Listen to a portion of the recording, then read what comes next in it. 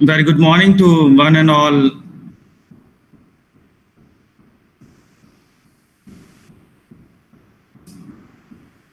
All are requested to put your mic or microphone or audio in a mute mode.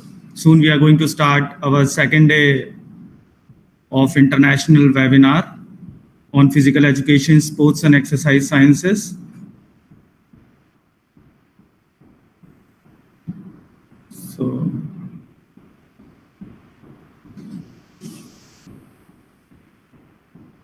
So I hope you enjoy and got some insight in the last session on the July 10th, 2020. You enjoy all those sessions. So altogether, we had 5 sessions yesterday, starting with Professor Gyan Prakash Singh, Professor of Statistics, Varanasi-India University. Then we have followed by a joint deliberation by Professor Andy Smith and Dr. Mark Faggi on the role of exercise sciences in the COVID-19 pandemic. After that, we had Dr. Adam Hawke, the benefits of regular physical activity during the COVID-19 lockdown.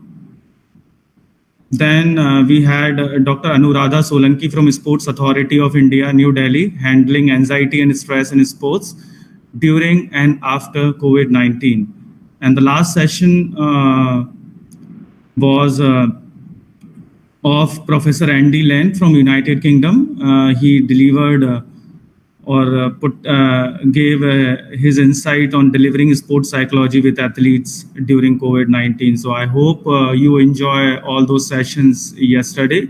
So if you have any questions regarding yesterday's sessions or yesterday deliberations, kindly put all your questions and queries in the comment box, either in the Google Meet or in Facebook or in YouTube comment box, in order to just get your presence on those platforms. And after the session, we will take over all those questions and put in front of the panelist during the panel discussion that is going to be start today from 2 to 3 Indian Standard Time and 9:35 to 10:30 a.m. British Standard Time. So today we are in the second day of international webinar. Second day of international webinar on physical education, sports and exercise sciences in context to COVID-19, organized by Department of Physical Education, Faculty of Arts, Banaras-Hindu University, Varanasi, India, in collaboration with the British Association of Sports and Exercise Sciences, BASIS, United Kingdom. So we are very thankful for the BASIS for providing such a esteemed speakers, and definitely we are looking forward for the future collaboration when the things get normal. We hope so we will meet physically or we will gather physically in some kind of conference or any kind of platform. So in total, we have today we have 3 sessions followed by panel discussions. So first session we will have Dr. Arvind Malik. He is a professor of physical education and sports, working in the capacity of professor in the Kurukshetra University, Kurukshetra, Haryana, India. He is going to give some insight on dietary supplements, an effective tool for prevention of COVID-19. And he is going to start his session at 11 o'clock, 11 to 11:55 Indian Standard Time, and the British Standard Time is 6:30 to 7:25 a.m. Then we have a next speaker, Professor David Broom from United Kingdom. He is going to give a lecture on physical function for adults, consideration during the COVID-19 pandemic. His lecture will start from 12:05 to 1 p.m. Indian Standard Time and 7:30 to 8:30 a.m. British Standard Time. Then the last speaker we will have Dr. Rahul Tiwari from Gujarat, India. He is going to deliver his lecture on the role of biomechanics in sports and assessing movement quality, especially in that context, especially in this pandemic. His session will start from 1:05 to 2 p.m. Indian Standard Time and 8:35 to 9:30 a.m. British Standard Time. After that, we have a panel discussion from 2 to 3 Indian Standard Time, from 9:30 to 10:30 British Standard Time, and in which all the yesterday's speakers and today's speakers will join the panel discussion platform. So any query, any suggestion, any kind of question you have, just put those who are joining with the Google Meet platform, please put in the text box and put your questions and query in the text box. Or those who are joining with the Facebook or YouTube, you kindly join all those all those questions and query in the comment box. That will notify your presence as well as the questions and queries, so that we can put up all those questions during the panel discussion. Well, so I request Professor Sushma Gidyal, ma'am. She's a professor in the Department of Physical Education, Faculty of Arts, Banaras Hindu University, Varanasi, to welcome all the participants of today's session. Over to ma'am.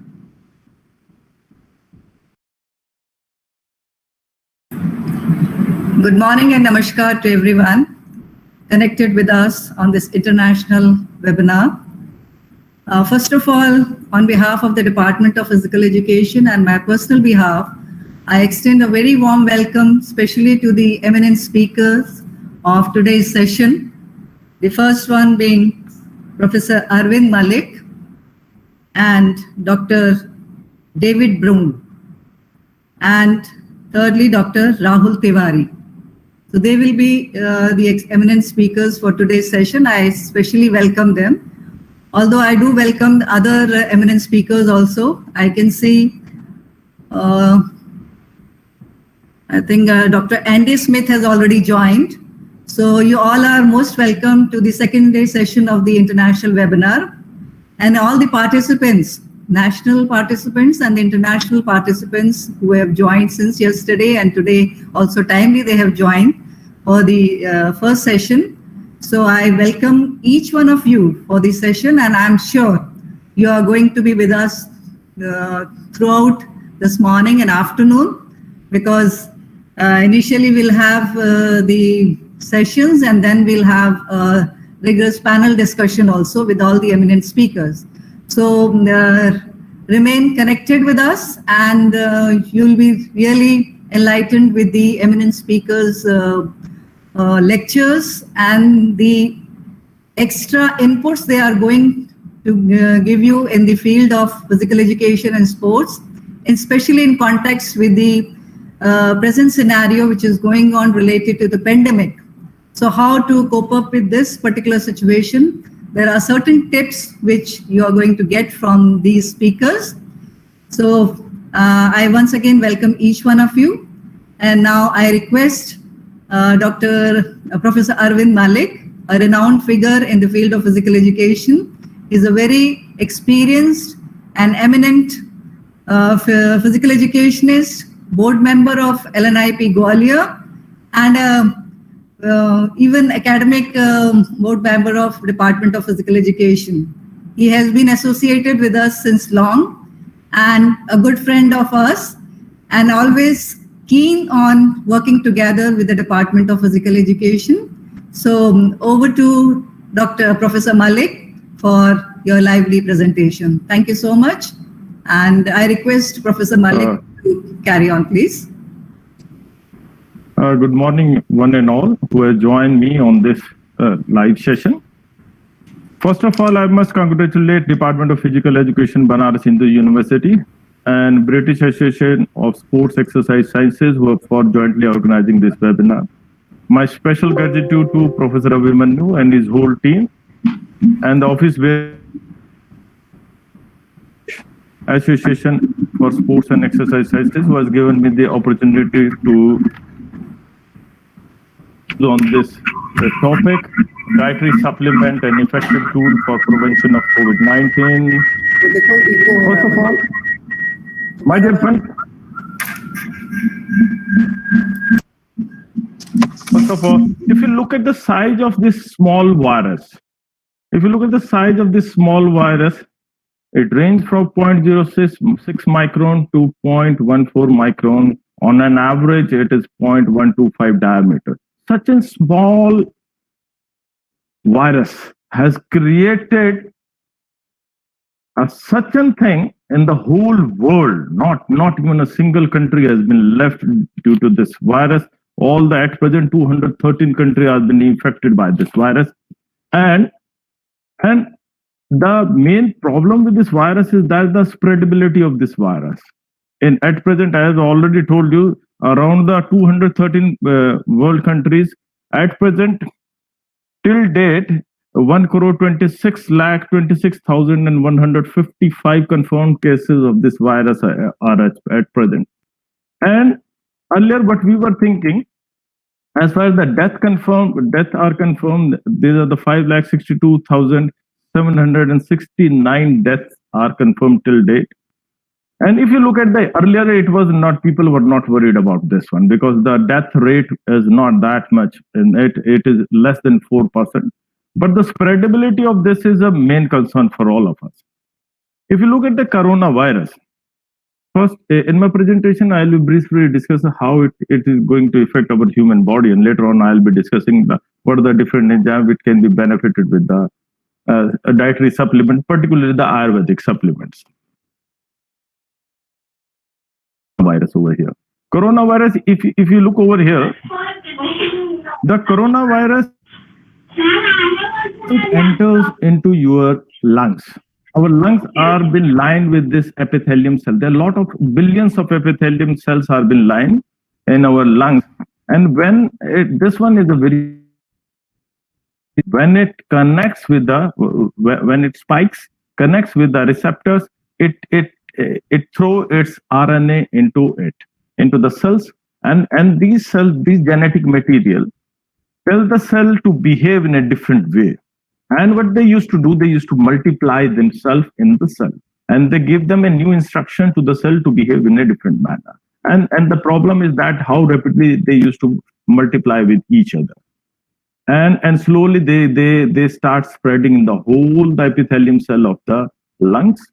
And in around over 10 days, the billions of such virus spread whole the lungs and affect all the epithelium cell of our lungs.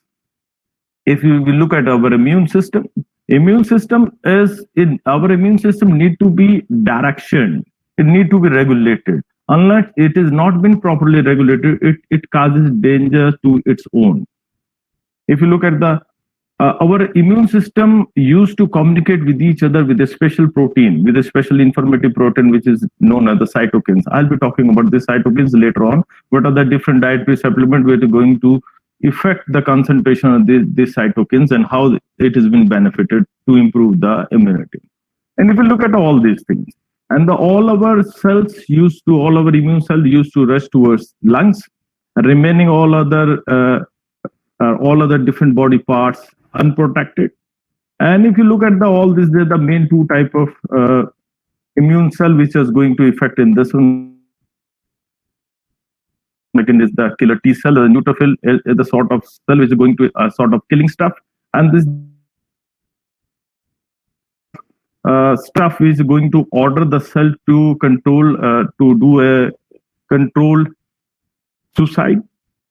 If you look at the neutrophil enters the lungs, what happens? This virus affects these neutrophils also, and they start giving us signals to destroy, instead of the enemy cell, along with that their own friendly cells also.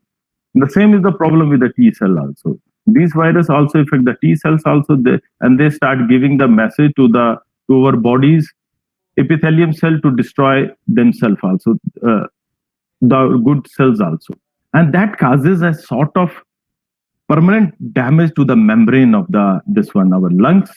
And slowly, if your immunity is good, slowly our good cells is going to control all this phenomena. Look at our sports.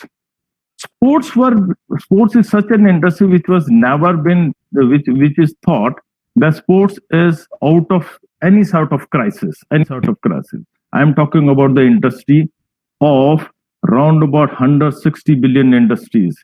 From last 3 months, there is no sports, no sponsors, no spectators, no ticket, no manufacturer. Everything has been stopped. And what I believe, sports is a joy. Sports is a festival. Sports is a gift to the humankind, that we are going to play, we are going to celebrate with each other. And look at the faces, how the people used to enjoy all these facilities of the sports. Now look at this scenario. What this small 0.0125 micron virus has given to the sports. All the empty stadiums. And earlier it was full with the life. And if you look at all these are empty stadiums. And earlier, all the players were being cheered by the thing.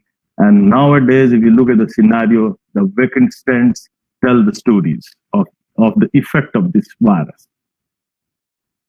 And if you look at the new how to cope up all this when we have to obey the principle of social distancing. Now, the lot of proposals are been coming throughout the world. We have started putting dummies so that the players can be cheered up. And due to this, then the first time after the Second World War, the medal had been cancelled. And look at that, all the major facilities, all the major sports things has been cancelled due to the Olympics, and all this been postponed. Our football cup has been postponed. Every damn thing, all the sports competitions have been postponed. Everything, all the sports. What can be more frustrated foreign sportsmen that they are not allowed to enter the sports field from the months and months, and they don't know how long this scenario will continue. And now the things came. We have to manage. We have to learn to live with all these things. And if you look at the scenario over here, recently all the big facilities in India, all the big indoor stadiums in India have been converted into quarantine centers. And look at the scenario. Our government is battling to control all this coronavirus epidemic, and they are using our sports facilities and all this, and the sportsmen are being kept outside. Now we have to learn with this coronavirus. We have to learn how to cope up with this coronavirus. And if we think we can't isolate ourselves and sit in the homes, now we have to learn how to live with this coronavirus. And I'll in my few slides, in the coming slide, there are a few medicines with which we can improve our immunities and all that, and so that we can cope with this. Take you back in the 1993 World Athletic Championship. In that championship, our Chinese athlete particularly Chinese female athletes, have given a tremendous performance. The world was shocked. They were the winner of 15,000 meter race. They were the first, second, and third place winner of the 3,000 meter race, and they were gold and silver medal winner of the 10,000 meter race. And the world was shocked. And in these races they have also created records also, and the world was shocked, and they asked about their coach, what is the secret of the success. And one overexcited coach spoke that we used to give Yarsha Gumba with a turtle blood soup to our athlete to improve their performance. And if you look at this particular medicine, the word Yarsha Gumba, if you go to the literature, it is said to be the biological gold. It is a biological gold, and it is having in other form. It is said to be the caterpillar fungus. And how it has been, if you look at the structure of this caterpillar fungus, half of this is a caterpillar, rest is a fungus which has been grown on it. And this is, if you go through the literature, this fungus is having, this Yarsha Gumba, this biological gold is having such a property, it can rejuvenate your dead cell of the body. And from the last, if you look at how it has been grown up, it is this particular Yarsha Gumba has been grown in the higher regions of Himalayas, where the height is more than 3,000, between the height of 3,000 meters and between 4,000 meters. There's the grass meadows over there. In these grass meadows, and it is very difficult to identify what happened. There's a caterpillar over here, and when this caterpillar grows up, and there's one fungus grow in his head, and it's round about hardly, you can say, around about 1 or 2 inches come out from the ground, and it's very difficult to identify this one. Due to this, the rejuvenation capacity, due to the capacity to heal the medicine, because I'll be sharing all these things because my friends who are listening me on this platform, because all these medicines are the traditional medicine. And if you talk in the sense of a Western scientific world to establish their authenticity in the laboratory experiment, perhaps all these things are missing, but traditionally they are being consumed and the people are being benefited with that. If you look at the cost of the Yarsha Gumba, over the last few years, they look at how this cost of this has been increased. And this cost of this is at present is the twice as the cost of his weight in comparison to the gold. And so precious this medicine is, this particular, you can say, caterpillar fungus is. And if you look at the caterpillar, there are only, when I was searching about this this particular Yarsha Gumba, there are very few literature is available regarding the systematic research on this particular medicine. If you look at it, there's one paper was been published in 2012 regarding this medicine. What it says that it is found, this particular, if you take the Yarsha Gumba, it is having an ability to stimulate the vasodilation phenomena as activating the nitric oxide production. Again, one very important phenomena that this medicine causes, that it can increase the oxygen exchange barrier through the capillaries. Indirectly, it can increase the anaerobic performance also. Again, when we go through the literature, we find, as already I have told you, which has been done on this particular medicine or this particular Yarsha Gumba. One study was been done in 1993 regarding if the supplementation of this can increase the anaerobic capacity. And we have seen, due to my practical experience, I can share a few things with you, that this is having a capability of improving aerobic as well as anaerobic capacity in the athletes also. And it has been widely used by the athletes in India and at the international level. And due to its that ability, it is a quite rare medicine in India, and due to it, the cost is again very high. Nowadays, as the demand rises, it's in India. There the private farms are being brought up for its cultivation also. If you look at we in India, hardly any Hindus in India are having his home without one plant in his garden or in his compound or in his house, which is known as the tulsi. And this tulsi is having a two type of tulsi. The one is Krishna tulsi and one is Rama tulsi. This Krishna tulsi is having a purple leaf and this Rama tulsi is having a green leaf. But this tulsi is having a strong medicine properties with us. Look at this literature.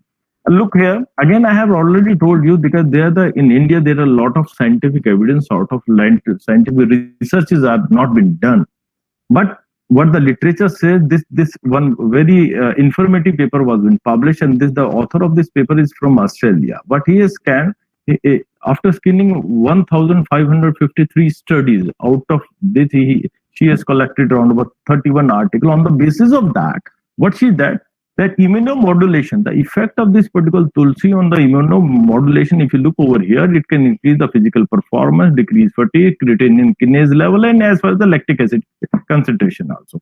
Again, very important thing.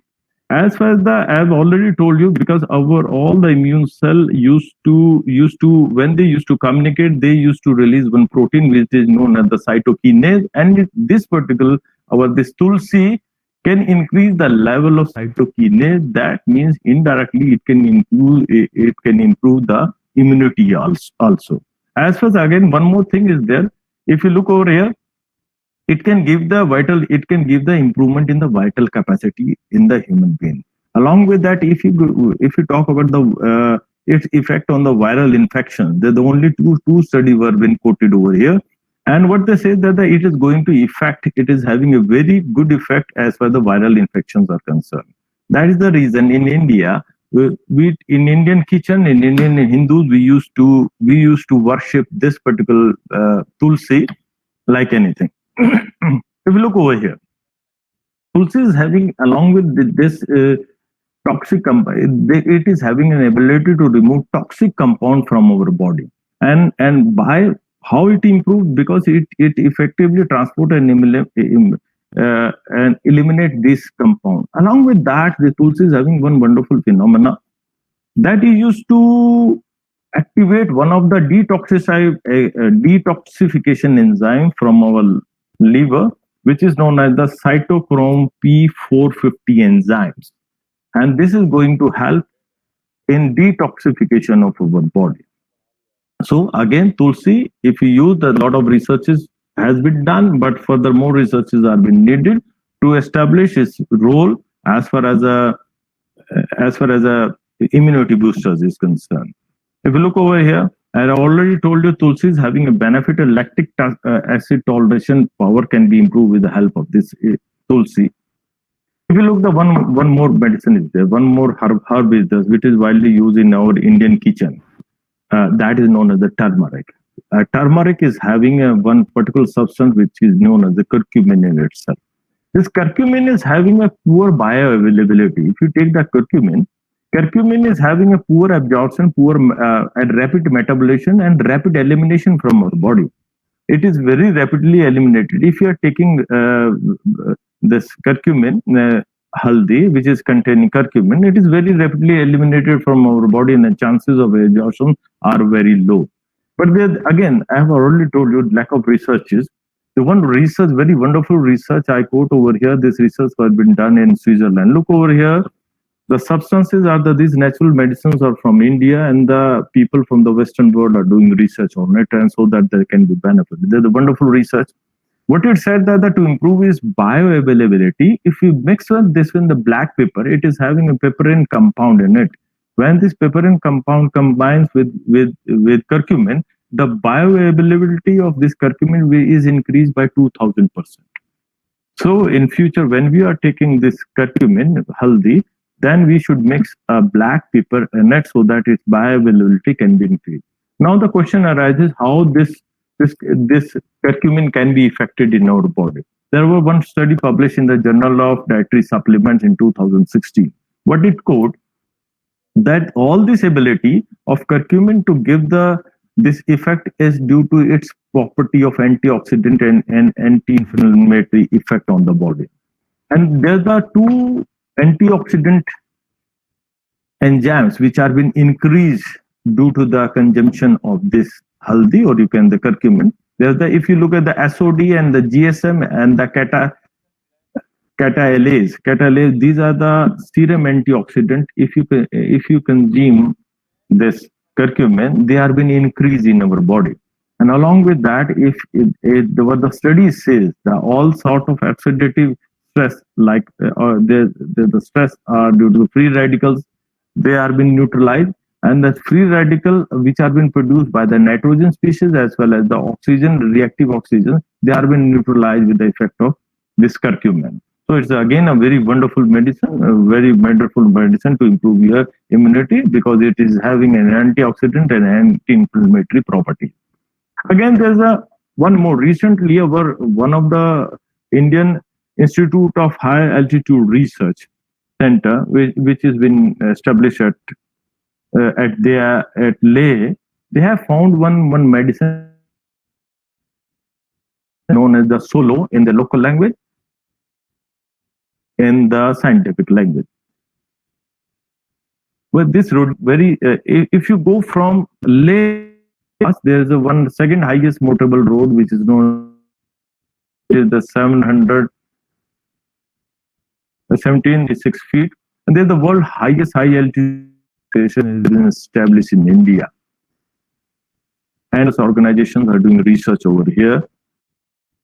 They are doing with the help of these medicine to improve the performance of our soldiers and with the help of herbs and with the help of other therapeutic things. So they have produced a lot of such medicines over there, and particularly they are doing research on this rhodelia. And what this rhodelia is said, it's said to be, it is basically grown in the Himalayan region and southwestern Chinese region. Basically, Chinese medicine, it is said to the golden root medicine. And it is having a very good effect on the endurance performance. What the researchers have been saying, if we take the rhodelia, the 200 mg of rhodelia can improve the endurance performance and by increase the pulmonary ventilation. And as I have told you, the rhodelias can improve our this aerobic performance. Along with the aerobic performance, what the research says that one article was published in 2016. What that article says that it can improve the body in making the adenosine triphosphate, which is the primary source of energy for our cells also. So along with the anaerobic performance, it is good for the aerobic performance also. Rhodelia rose. And look over here. There's another research which has been published in 2004 regarding in the International Journal of Sports Nutrition, Exercise and Metabolism. What it says that the perceived exertion at a particular level. Suppose that's why I put these figures over here, because I was myself a boxer. If suppose how much exhaustion a boxer is feeling after fighting a 3-round bout, the perceived exertion is being, if you take rhodelia rose, the scientific literature says that the perceived exertions come down. That means it can improve our anaerobic performance also. Aerobic performance also. Look over here. There's one graphical representation over here. If you look at the rhodelia rose perceived exertion is somewhere over here. With the placebo, the perceived exertion is somewhere over here. It's a very beneficial in improving our aerobic performance. Again, a very wonderful medicine or medicinal plant I like to highlight over here, which is the sea buckthorn. Sea buckthorn, in my opinion, is a plant which can bear a temperature of -40 degree to the +40 degree temperature. Such a variation around about 80 degrees Celsius temperature, this plant can absorb, or it can survive in these extreme conditions. And if this plant is having an ability, this has been grown in India, in Himachal and Uttarakhand. This is the only fruit available on the earth. Again, I repeat, this is the only fruit available, known available on the earth, which is having all these omega-3, omega-6, omega-7, and omega-9 fatty acid, especially omega-7 fatty acid.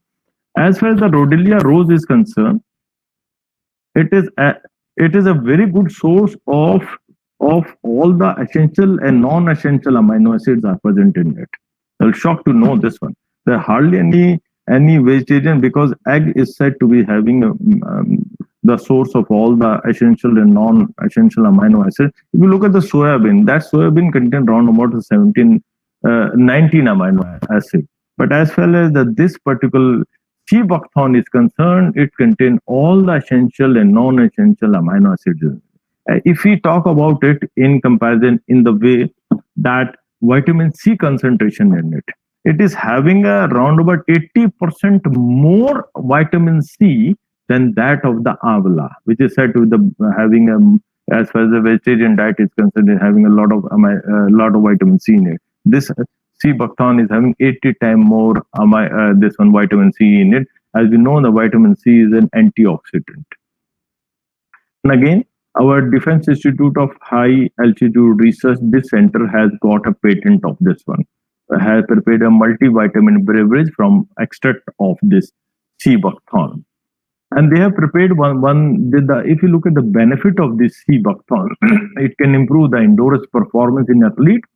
It can improve the recovery after strenuous physical workout. It can keep your liver healthy. It can improve your strength of the muscle, and it is very helpful in controlling the weight. All these things are somewhere directly or indirectly related to our immune system also. And as far as because we all are, those who are listening this lecture, we all are related to physical education, sports, and we are more concerned about how to improve our performance also. It can at the last it can improve our immunity also. And our forces, Indian forces, had this particular center who are used to establish developing new medicines for our soldiers also. They have prepared one new medicine which is combined with the sea buckthorn and apricot, which is known as sea apricot. And it has been widely available in India on the different stores also, because there are the three more products which have been developed by this. One, the antioxidant herbal supplement, and second is the Hriday Amrit. This Hriday Amrit is very good for the heart disease, and this is again a very strong antibiotic which has been developed. and they have also developed one more, this one, medicine also, but not medicine, you can say the supplement also, which is known as the DIPG fit. It is made from the fungus and the herbs from the high altitude performance, high altitude area which are been grown, and it has been given to the Indian soldiers who have been posted in the high area in the Siachen Glacier in the very tough terrains, and to improve their physical performance. We look at that. I'll here like to quote one more, this one medicine or supplement which has been developed by this center, which is known the herbal anti-stress adaptogen DIP91. What it is capable of? This is capable of. It is said to be the anti-anxiety property. It can promote the endurance. Along with that, it is having a very strong antioxidant property, non-toxic and free from this is the basic thing that it has been said that all our Ayurvedic medicines are filled with the heavy metals, and these products which are being developed are being free from the heavy metals. And again, I'd like to share one more medicine with you, which is known as Ashwagandha. This Ashwagandha is a magical herb. And it is in Ayurveda, which has been said it is a natural gift to the mankind. The friends, which are international friends, which are associated with me on this particular platform, I'd like to inform over here Ashwagandha, regarding this Ashwagandha. Before that, Ashwagandha is an Ayurvedic medicine. In India, we are having a huge treasure of Ayurvedic medicine from thousands and thousands of years. These Ayurvedic medicines have been practiced in India to cure a lot of disease. But as far as to improve our health and all that thing, very few scientific literature has been available due to the lack of research. Though we are using all these medicine from thousands of years. Ashwagandha, this has been said, this Ayurvedic medicine is said to be having a property of antioxidant properties. It is having a very good amount of amino acids as far as the iron in it. And it is having a rejuvenation property. It's going to rejuvenate in the body, and it promote health. And along with that, promote health and physical and mental health. It can give you the longevity in the body. Look over here. Again, I have already told you there are lack of research regarding our Ayurvedic medicine, because we are having, my dear friends, we are having a huge treasure of Ayurvedic medicine which are still been unexplored. Due to lack of research, and due to lack of research, there have been a number of reasons in India, which I think this is not the right platform to highlight all those. But we can have a collaboration with you, so that with the help of these medicine, we can be our human generations can be benefited with all these things. I quote over here one effect one meta-analysis research which was been published recently on the 17th of April 2020 regarding effect of ashwagandha, which is known as the scientific name of this ashwagandha is within a somnifera. Because why I am highlighting this research over here? Because I have also contributed in this research. I have done one PhD. I have supervised one PhD thesis on the ashwagandha. And again, I like to highlight over here. Very few studies are being done to know the effect of these Ayurvedic medicines on the sports performance. Earlier, you can find a lot of literature are available to know the effect of this Vedani somnifera on different disease. If I talk about the sports, very few. If you look at this meta-analysis which is published in just recently, this has been published, you will hardly find only these 3 studies which are being done to know the effect of this ashwagandha. This ashwagandha is having a numerous effect on human body, but as far as the sports performance has been concerned, it is very, very less studied. There's a lot of scope for new researches for this ashwagandha in concern. Again, over here, I quote over here. Look over here. This ashwagandha, when the 500 milligram doses, again the 500 milli. I have also used the 500 milligram doses, and for the 8-week continuation, for the continuation from the 12. If you look at the basics of sports training, when we increase load, our adaptability, when we are giving certain amount of load to somebody, our body used to adopt that. And then again, we have to improve the load so that it can be our system can adopt accordingly. But there were few shortcomings of all these studies, because this dose was not been increased over here because there are lack of studies. When the more researches are being done, my suggestion is that let the dose be varied from first week to second week, from third week to fourth week, and how long, when you stop taking these medicine, how long this benefit remain with our physiological system, that needs to be studied, that need to furthermore explore for the benefit of the sportsmen and for the benefit of the general people also. Again, as far as the ashwagandha is concerned, ashwagandha is said to be the Indian ginseng. If you look at the ginseng, there are the 4 or 5 different type of other ginsengs are also available. One is Siberian ginseng, second is the Korean red ginseng, Korean white ginseng, North American white ginseng, and American white ginseng. And everybody is having a different content in it. And I quote over here one research related to the Siberian ginseng, which was done in 2012 over here. This Siberian ginseng root are having an ability to improve the great improvement in the cognitive performance and the anaerobic performance, untrained youth and the old subjects also. So again, there's one more thing I like to highlight over here. The recently the ashwagandha has been banned by the WADA due to its effect. But recently, look over here, when you ban something, the new agency is going to come with a different alternative product over here. There's one pharmaceutical company which is known the Real Biomedical Pharmaceutical Limited, and is basically American company which is based from which is having its offices in Los Angeles, California, and Hyderabad. What they have done, they have produced an herbal extract of ashwagandha with the name of KSM 66 ashwagandha with a certification from one of the very leading banned substance control group that this ashwagandha KSM 66 is free from any doping supplements or any doping substances like that.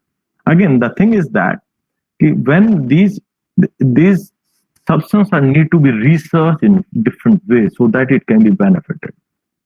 Look over here, what this company claimed, that this company says that we have done a research on this KSM 66 new product of ashwagandha. We have isolated few substances from the ashwagandha, and these substances are effective in reducing stress and anxiety. They can improve your memory and coordination. They can improve the endurance performance and strength. They can improve the sexual functions also. They can improve the natural level of testosterone in the males also. Along with that, what they claim, they have made the extract of this ashwagandha with the help of green chemistry. Whenever we are making we are making any Ayurvedic medicine, we are dealing when we are extracting, we used to use alcohol, and this particular is free from alcohol, and because they have used the principle of green chemistry in it. So this is one of the product over here, and it is been benefit. It has been said it has been benefit in different type of sports performances also. One more project, one more. The basic problem is over here with the product which are been available in the market. I'll quote one research over here which was been published in 2008, and these the person who have done. They were from the German Sports University Cologne, and they have done a wonderful job. What they have published, they have taken a 634 nutrient supplements from the throughout the world, and from where they have purchased. They have purchased from USA, Netherlands, UK, Italy, Germany, from the 215 different suppliers. And they have took all this sample to this university, German University of Sports, Cologne, and they get them analyzed. And there were shocking things. They were being shocked with the result. All these dietary supplements, all these nutrition supplements, with the people are consuming, they are having on the level it has been mentioned.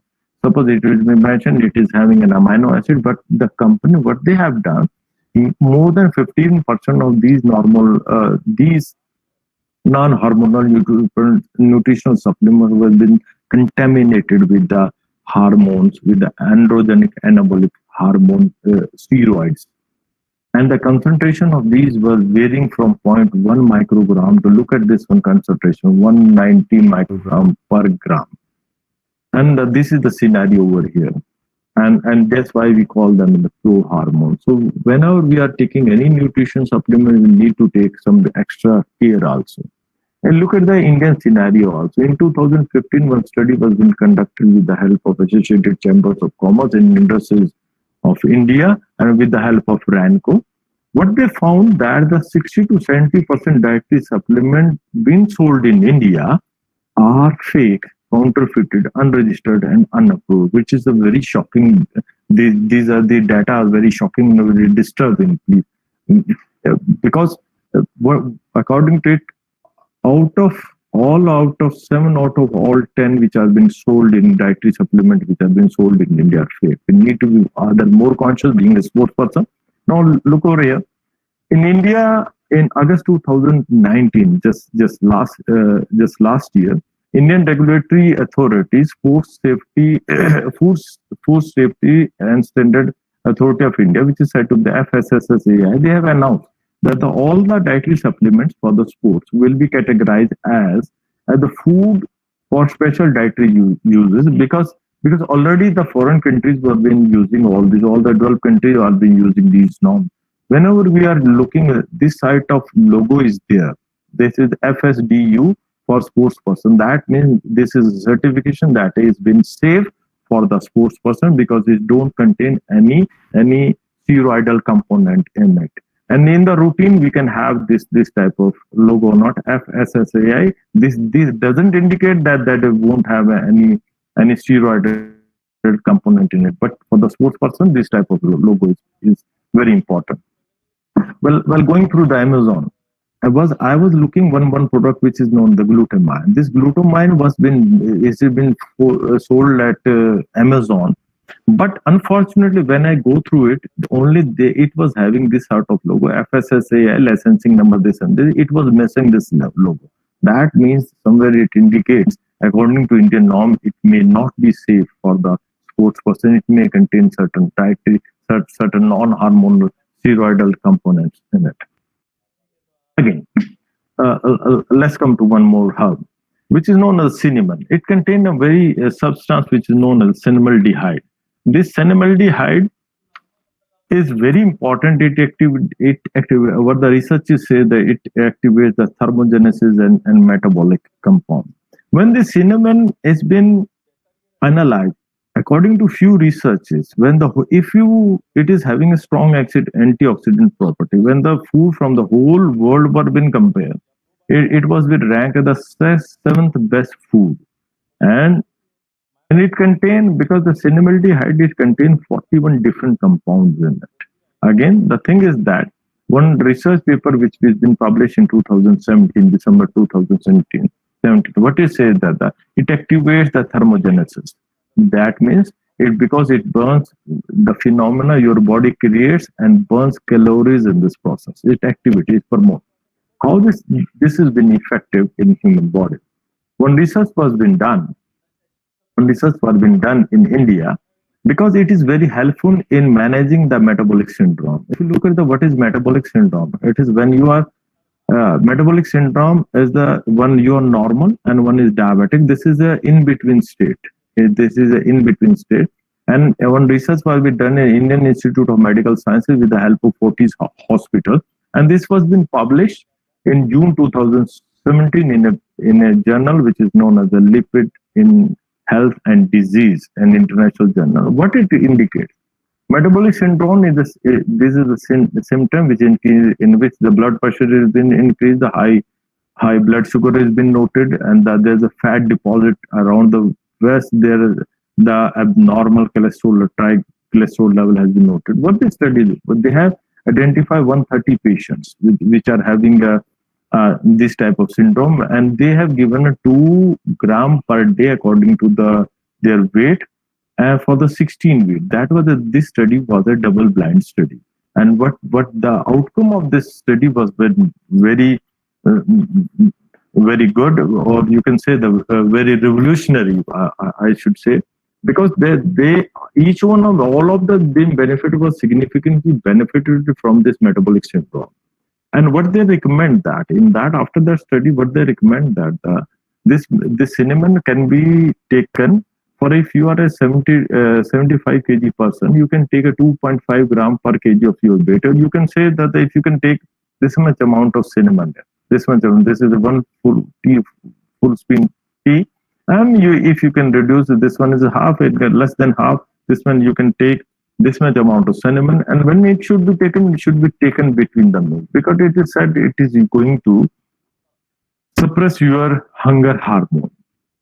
And it has been said, but not more than 3 months. That is the very important thing, because the cinnamaldehyde, which has been produced in India, cinnamaldehyde, the cinnamon which has been produced in India is named as the casein, and which has been produced in Sri Lanka is known as the silane, and which has been produced there are Indonesian cinnamon also. It contains a substance which is known as the curcumin, which is not good for the curcumin, which is not good for the liver, and that's why it has been said it should not be taken than 3 months in continuation. And again, if you talk about because this is a sort of medicine which can suppress your hunger hormone, and again it is having a strong antioxidant properties with it. It detoxifies your body. Along with that, it eliminates the bad bacteria from your digestive tract, and it is helpful in nutrition absorption, and it stops fat storage, and very important, it increases the carbohydrate metabolism by 20 times. And again, there's one more thing is there, which in Indian language, in Indian we call it methane. It is widely used in India in their kitchens. In their kitchen, it is having a sort of tonic, is having a antioxidant property, and can boost metabolism also. This is again I like to highlight this one. There's again one more herb is available, which is known as the curryhut, or which is known as the Indian echinacea. This is echinacea. One I quote over here one study regarding this one. This particular herb is having an immunostimulant property in it, because several studies say that it is having immunomodular effect, and it can increase your innate and specific immunity also. And this is, if you look at how much it has been sold, it is, if you look at the global share of all the herbs been sold throughout the world, 34.9% of the global share has been gone to this particular echinacea. And there's a lot of echinacea, different variety of echinacea, which is having a different type of effect on your cell, on your body. If you look over here, if you look at this is a statistic from USA. From right away from the 2014 to what has been said from 2014 to 2024, the amount of echinacea which has been sold, it has been proposed by 2015, the amount will be this one. If you look at it has been shared by the ginseng and all that thing, the share of echinacea is quite more. Look over here. This echinacea is having a wonderful benefit on as far as the aerobic performance is concerned. As far as again, the thing is that the cytokinase, that enzyme, that protein is that it is again a immunobooster aerobic performance. There are a lot of benefit of this particular medicine. But thing is that the more researches need to be done to verify its effect on. Again, one more wonderful medicine with us, which is known as the Shatavari. Again, in Ayurveda, as I have already told you, we are having a wonderful treasure of medicines, Ayurvedic medicines with that. It is said to the queen of medicines. It is having a strong antioxidant property, anti-inflammatory property. It rejuvenates and promotes strength. And it is good for the quality, to improve the breastfeeding and to improve the quality of semen also. And one more thing, it can increase the ability of muscle to use the glycogen and free fatty acid, and it can increase your aerobic capacity by 40%. That means if you use Shatavari, it can improve our aerobic capacity up to a great extent. Again, the thing is that to establish is this claim, more and more researches, systematic more and more researches need to be done. Again, one more thing is there, one more medicine is there, which is known as the Gokhura, or we can call it TT. There's one country which is known as the Bulgaria. This Bulgarian in 1996 won a lot of medal at Atlanta Olympic Games.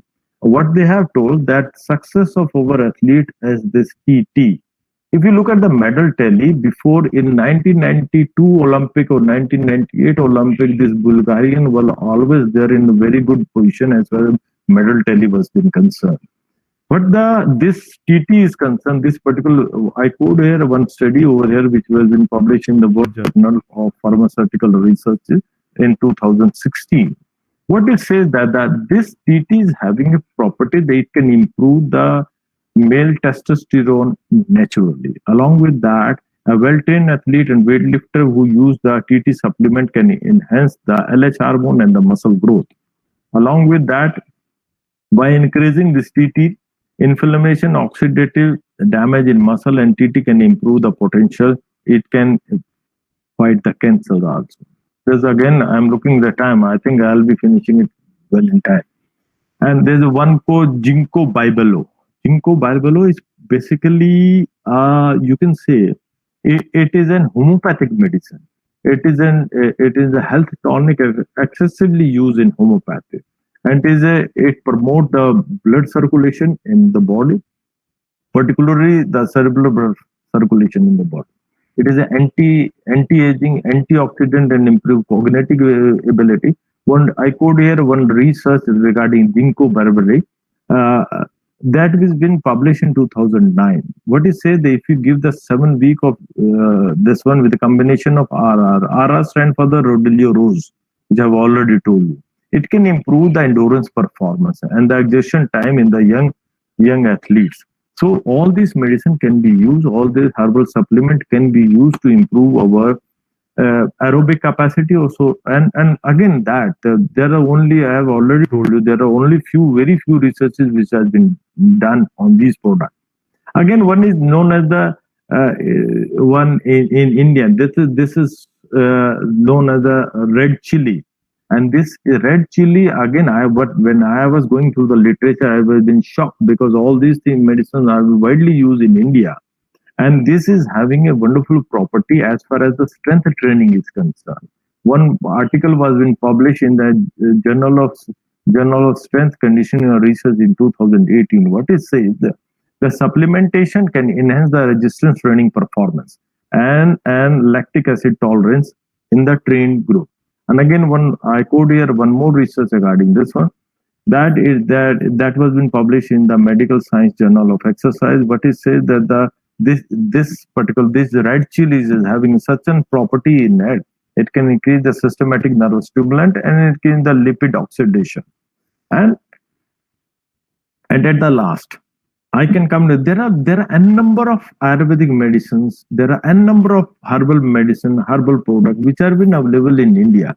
But again, the thing is that the very less traditionally, though we are using all these things. But as far as the scientific research are concerned, we won't have a scientific evidence with us to show the Western world that these are having these type of property. Though, look at the ginger, look at the garlic, look at the all. There are so many products which are available in India, which are being used in Indian kitchen and in Indian, you can say in Indian Ayurvedic medicine from years and years, but they all lack a scientific evidence to be established.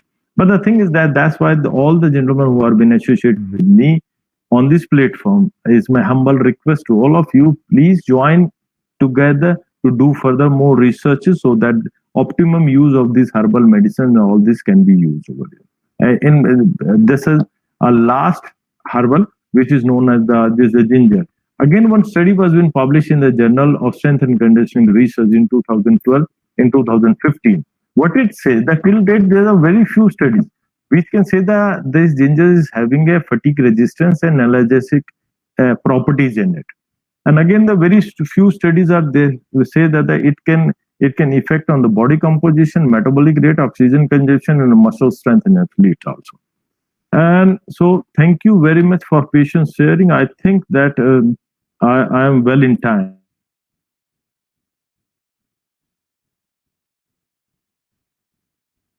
During the panel discussion. Thank you very much. Thank you. Thank you, everybody.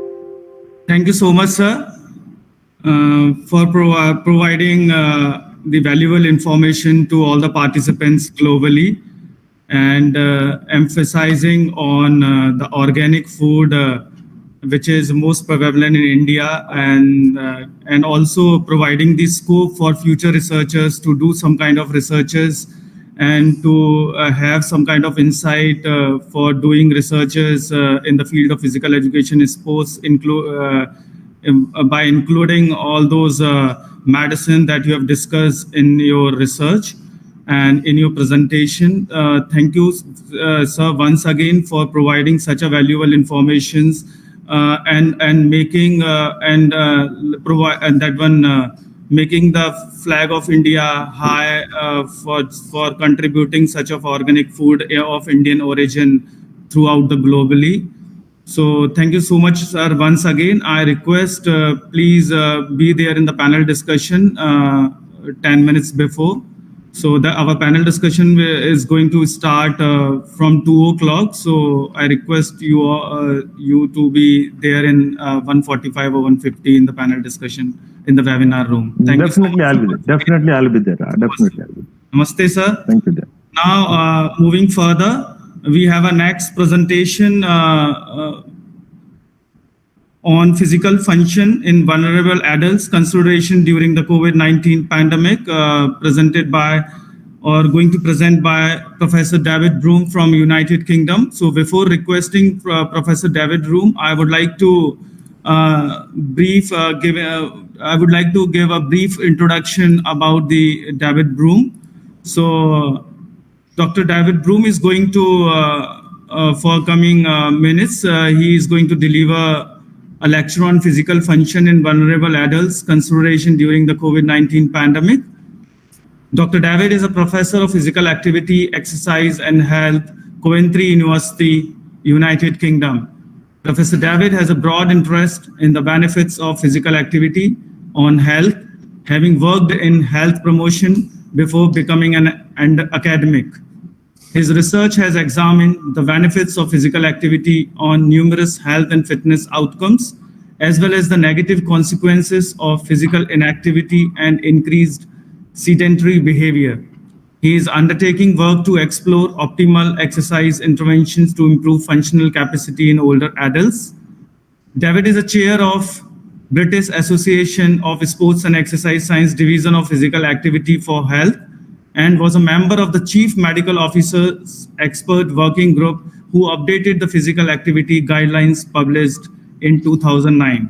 It's a pleasure, sir, to be a part of this webinar. So now I request Professor David Broom for his lecture or deliberation. Over to Professor Broom. Thank you very much. First and foremost, can you hear me? Can you all hear me okay? Excellent. So one of the things during the COVID crisis is we've certainly had to improve our digital literacy. So fingers crossed, I'm going to try and start the presentation now. Just bear with me. Entire screen. Are you able to present, or shall I present? Just bear with me 1 second. Go to just bottom corner, present now. So Yeah. before that, you have to open your presentation at the background. Don't minimize it.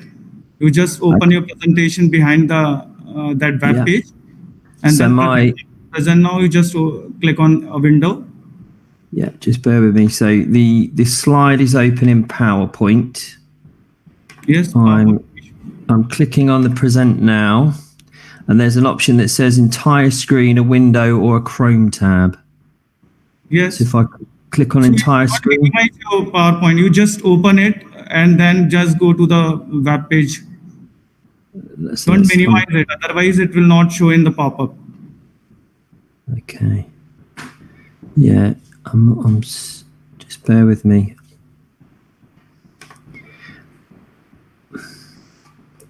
Okay, let's not. Let's try again. Then at the right bottom there is a tab we call present now. Yeah, it's not pulling through, unfortunately. Present now, a window. There are three options: your entire screen, a window, or Chrome tab. Click on a window, then automatically. Oh, okay. Click on a window. Right. Okay, bear with me. Right. So let's try again. Present now, a window. Yes. Yes, a window. Share. Okay. Can you see that? And if I go into PowerPoint view. Yes. Right. Excellent. Are we in business? Yes. So, lovely. Okay. Excellent. Start your presentation. Right. So good. We're off. So there, my digital literacy is improved. I now know how to share a screen in Google Meet. So firstly, first and foremost, I feel very privileged to be invited to present this webinar. Thank you very much for that warm introduction. As Pradeep said, I'm Professor David Broom from Coventry University. I'm also the chair of BASE's Division of Physical Activity for Health. And today I'm going to be presenting on reversibility, considerations during the COVID-19 pandemic. I will say that I've actually never been to India before, and I've heard great things about your country. And I hope that obviously once all this is said and done, that we will have the opportunity to visit. And also, you know, you would be most welcome to join us in the UK. So today what I'm going to be focusing on is more the impact of government-imposed lockdown on the general public, rather than the effects on elite sport performance. And this is very important because we're in unprecedented times during a health crisis, where actually this lockdown for weeks, if not months, is going to have a significant physiological challenge on the human body that is going to negatively impact on health. So that is one of the things I'm going to be focusing on today. I'll of course be using research evidence, but in my usual style and fashion, I like to use anecdotes. I also like to use personal experience, which often brings these things to life. And hopefully you can relate to that as well as find it quite humorous as well. So firstly, a little bit about me. Now, there is a bit of a caveat to this, because you can see this this picture of me here. I can tell you that was prior to me having 2 children, and certainly before lockdown as well. So I'm not looking quite as awake, a little bit more tired now, shall we say. I am a very recent professor, in fact. I've been in post now for around about a month, and I would very much like to acknowledge Coventry University for bestowing me that honour.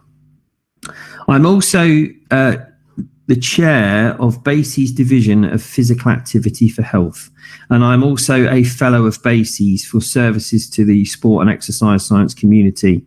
And I would like to obviously thank the organisers for collaborating with BASES on this. And we would very much welcome you to, be more of a part of BASES. And if I was going to try and sell this thing in terms of trying to encourage more collaborations and for you guys becoming members, you've obviously met a number of significant figures in the BASES circle over the last couple of days. And I would certainly like to acknowledge and credit Andy Smith, who's now retired, but is far from acting like a retired academic, and has been very instrumental in the previous months and weeks in terms of showcasing the work of BASES. And you should become a member purely to join Andy's special interest group on COVID-19, who are really, really going to be driving this agenda forward and trying to promote the benefits of exercise science during this COVID-19 crisis. And I should again mention, and I've said this to Andy before, that his paper, his seminal paper that he published on what is exercise science, is genuinely the first paper that I get all of my first year students to read as soon as they arrive at university. What that will look like now, online, we're at challenging times. But again, I'd love if there was anything, it would be great to see Andy, during his retirement, republishing and revisiting that paper. And shamelessly, I'd love to be part of that if there's an opportunity. I was also very privileged to be invited to the Chief Medical Officer's expert working group in 2019, where we updated the physical activity guidelines. More on that later. But again, these guidelines were published prior to the COVID-19 crisis. And the one thing about physical activity guidelines is they're very good about telling us the dose of physical activity that we need to improve our health. What they don't do is actually how we get people active, okay? And during this lockdown, this crisis, what do we actually need to do to maintain or increase people's physical activity behaviour? That's the challenge.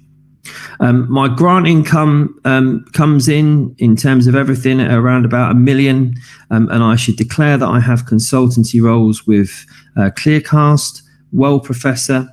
I've received recent funding from Sport England and Grow MedTech, but I declare no conflicts of interest, and none of these roles or funding that I have received will bias or influence any of the content of this presentation today.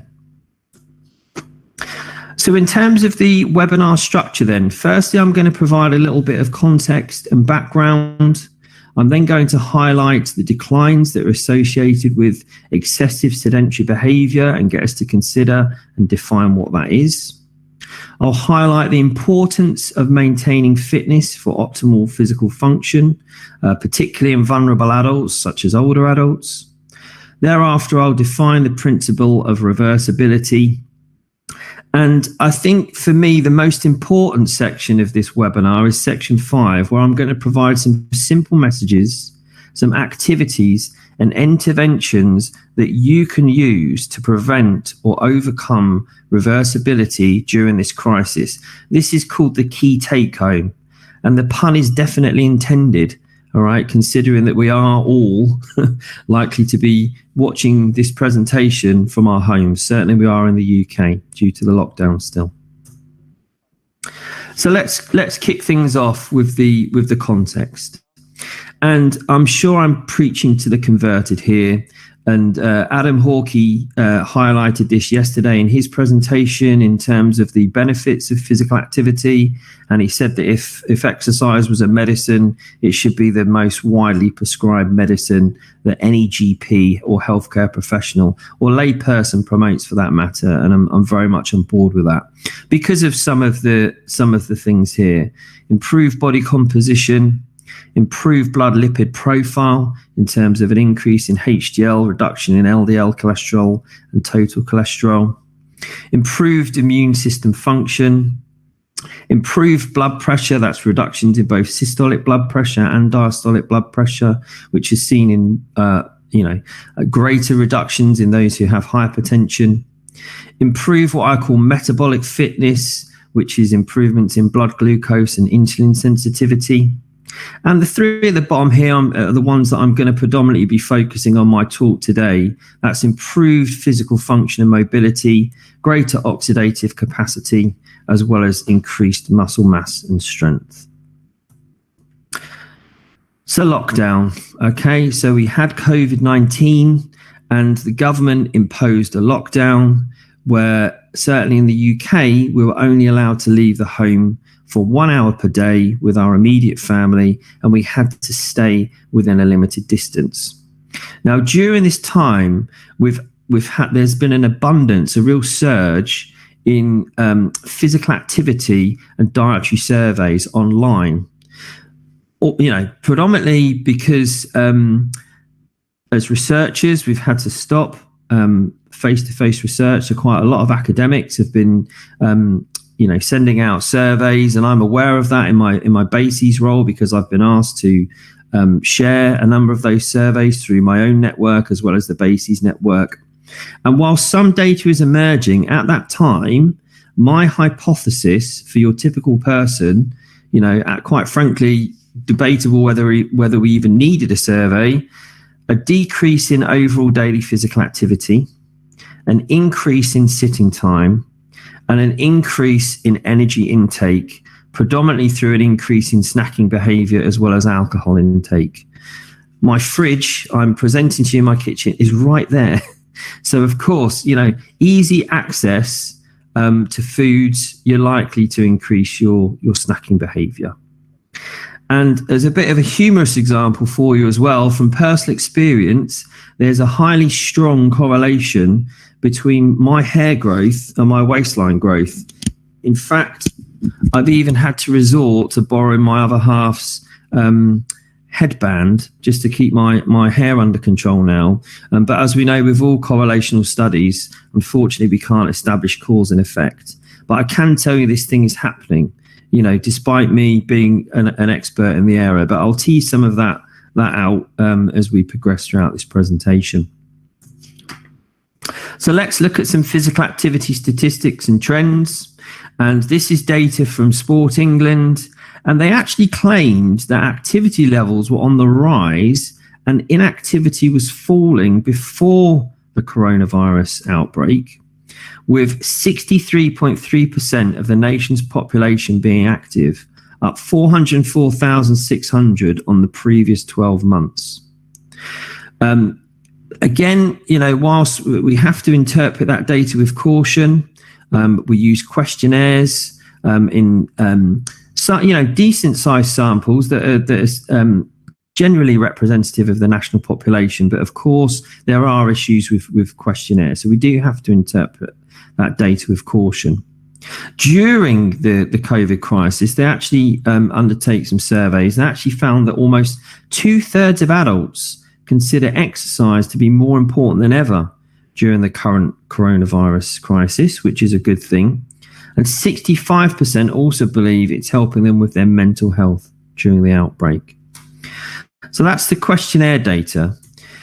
Interestingly, Fitbit released this data a couple of days ago. Okay. And so here, Fitbit, obviously more of an objective tool, and this is changing step count before and during the COVID crisis. Unfortunately, I haven't got a laser pen. I'm not sure if my mouse is going to trigger. It's triggering here. If we look at the UK, we see a fall in steps by 9%. Again, I'm not sure if you can see my mouse. Is it there? Okay. India. If we look at India here, where you guys are, a reduction by 6%. I think the worst reduction here, minus 38%, Spain. Okay, so again, whilst we have a more objective monitoring tool here, we do have to interpret this data with caution. Fitbits, they do cost money. Again, that might tell us something a little bit about the socio-economic status of the users, which could then obviously bias this data. let's switch back to some Sport England data. And I think this data, regardless of being from a survey or not, does highlight some of the stark inequalities before, during, and I'm sure after COVID-19. So when we consider some of the determinants of physical activity, younger age groups are more likely to have done more physical activity in the past week. 43% of those aged 16 to 34 years versus 22% for those aged 55 plus.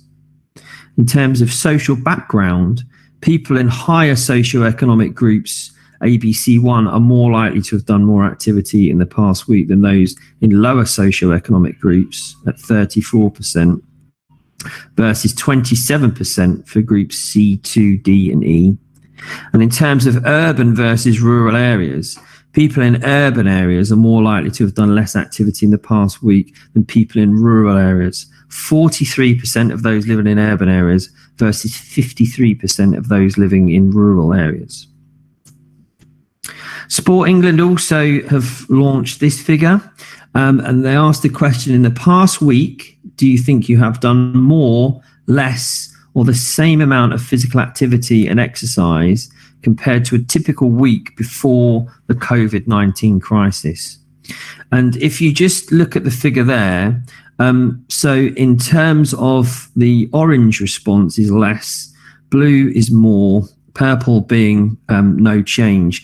Actually we can see around about 40% saying less, 30% more, 25% no change, and those figures, we don't really see much change there. So around about 40% of people saying that they've done less. Sedentary behaviour then. So to my knowledge, I haven't found any specific data that has looked at sedentary behaviour. I'm aware there's been surveys that have measured it. I've not quite yet found any publications to showcase this data yet.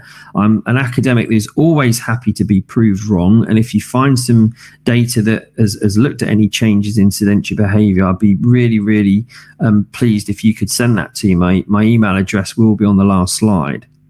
But actually, if we look at the latest figures of sufferers of COVID-19 in the UK, okay, and this is the website where you can get some really nice data on COVID. New prevalence figures are showing that 23,459 people in the UK currently have symptomatic COVID-19. So as a proxy measure of sedentary behaviour, I would suggest that actually quite a large number of those people are going to be sedentary while they're recovering from COVID-19. In extreme cases, in intensive care, less extreme, recovering at home. Okay, but this is the reality. I genuinely believe that people will be increasing their sedentary behaviour due to increased sitting time. So what is this thing called sedentary behaviour then? So in terms of a definition, a definition of sedentary behaviour is any waking behaviour that is less than or equal to 1.5 METs whilst in a sitting, reclining or lying posture. And that definition is from the Sedentary Behaviour Research Network, and it was launched in 2017, I believe, and they published a consensus statement in the International Journal of Behavioural Nutrition and Physical Activity. It's an update from prior definition that was published in 2011 and is a paper that I would definitely suggest that you look up. Now, if you just look at my slide here, and actually let's consider this prior to the COVID-19 lockdown. And I want you to seriously think, is this typical of your day? All right. So this is just a hypothetical scenario where somebody wakes up at 7 o'clock in the morning. They sit down with their family or by themselves and they have their breakfast. They get in the car, they sit down and drive to work. They get to work, they're sat at their desk, they're typing away on their laptop or computer for a few hours. They then go to the canteen to have their lunch, and they sit down to have their lunch. They then go back to their desk in the afternoon and they work for a few hours. Get back in the car, drive home, sit down with the family, have their dinner, then sit down and watch TV for a few hours before going to sleep at 11 o'clock in the evening. Now, at some point, and I've put it here, perhaps in the evening, some point after the evening meal, maybe to break up the TV viewing, they do some exercise for 30 minutes. Now, seriously, how would we describe this person? Now, based on the current physical activity guidelines, we would describe this person as active because they have done their 30 minutes of moderate intensity physical activity. But actually, and in terms of what we've, as physical activity epidemiologists, practitioners, what we've been very good at is looking at the benefits of physical activity for health. What we've not been so good at, that is changing, however, is looking at the impacts of sedentary behavior. Okay. And this phenomenon is known as the active couch potato. So this person is active because they've met the physical activity guidelines, but actually, if you look, a large part of their day is spent being sedentary. And again, hypothetical, but during the COVID era, I would imagine that, a large number of people, okay, are going to be sedentary throughout the day. Okay, it could be through television viewing, it could be working from home, it could be playing, computer games. But I'm pretty sure for some people, this is what the COVID era is going to look like. And that can be very, very damaging to our health. And we'll dig into that on the next slide. But when we consider all-cause mortality, so all-cause mortality is the risk from dying from any cause. It could be anything. This data is in adults specifically. It's quite a dated paper published in 2009 by Kaczmarzyk and colleagues, but it is one of the seminal papers in this area. And what I would like you to do is just eyeball the figure. And on the x-axis, we have sitting time from 1 to 5. 5 being high sitting time for most of the time, 1 being hardly any of the time, and 3 being around about 50% of the time. On the y-axis, we have the risk of all-cause mortality that runs from 0 to 2. And we assign a risk score, a relative risk score of 1 to the category group. So now let's have a look at some of the trends. And if I could draw your attention to the inactive group that is denoted by the red bar chart. Okay, the active group is denoted by the yellow bar chart. If we look at the trends, what we can see in both groups is in the inactive group, our risk of all-cause mortality increases as sitting time increases. We would expect that. In the active group, our risk of all-cause mortality also increases as our sitting time increases. The worst profile, if you like, is to be inactive, that is to not be meeting the physical activity guidelines, but have the highest risk of all-cause mortality, 1.8, an 80% increased risk of dying compared to the inactive low sitting time group. But interestingly, and where this really, really kicked things off, okay, if you look at the inactive group that sits for less time, they have a lower risk of all-cause mortality than the active group that sits for more of the time. So this data actually showed that sedentary behavior is an independent risk factor from physical activity in terms of risk of dying from any cause.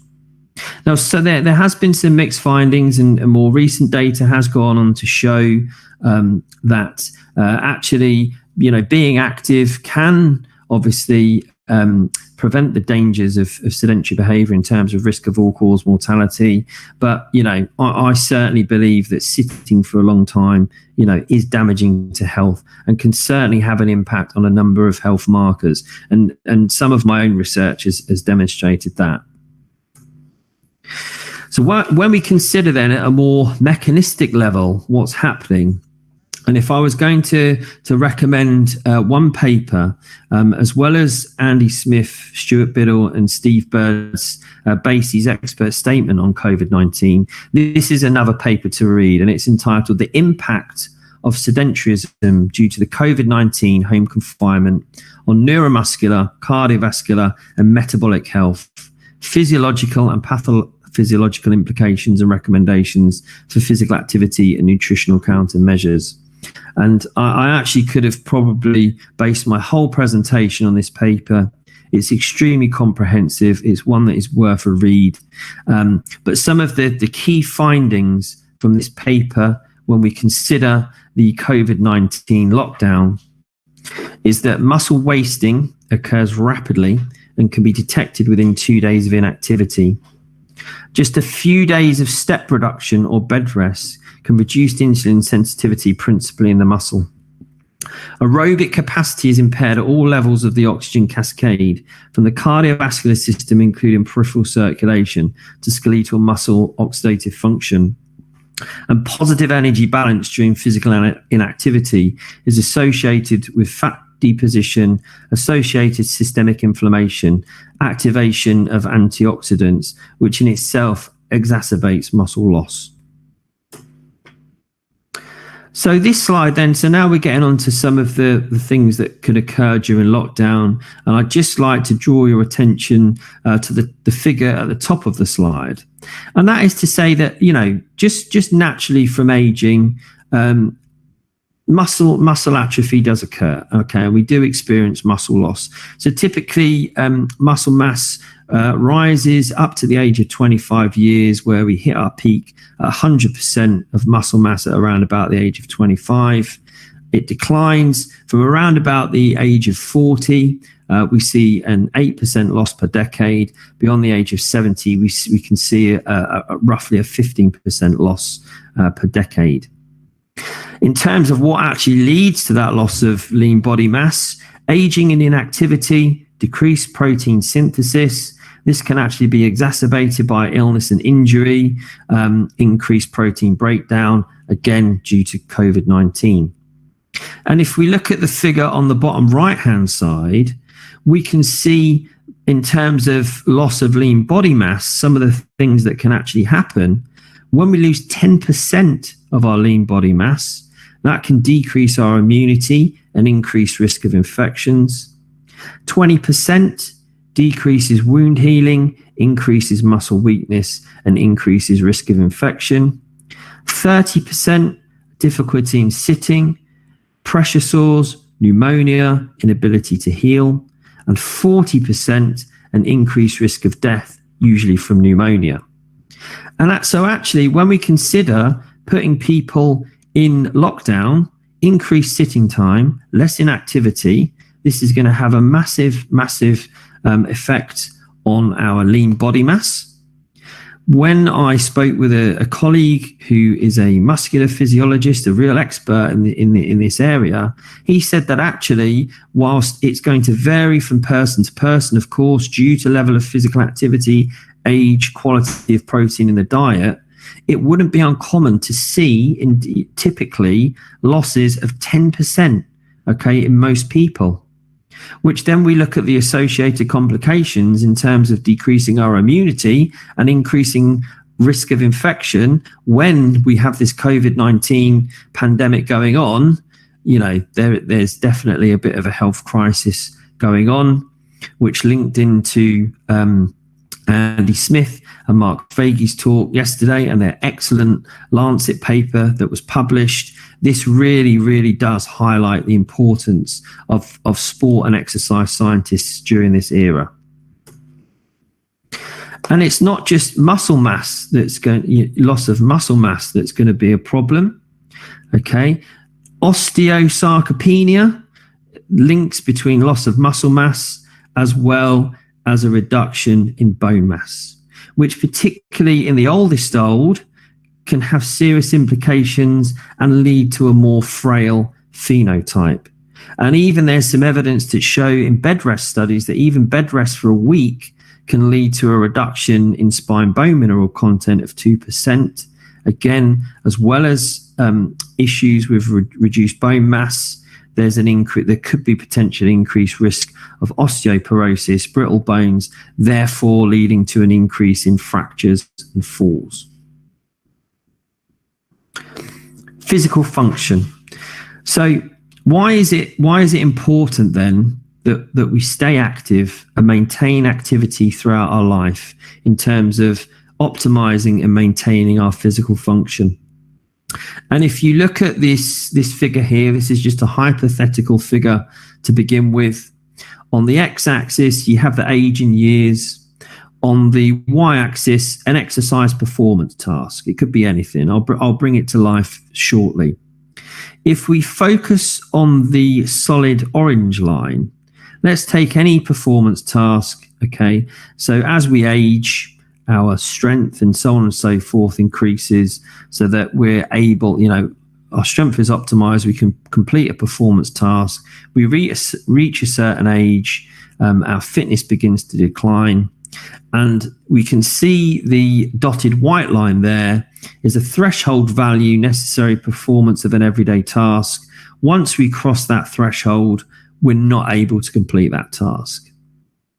If we look at our physically active person who meets the physical activity recommendations, they might do some strength and resistance work a couple of days per week. Of course, they're going to be able to have greater strength. They're going to have better capacity to undertake this performance task.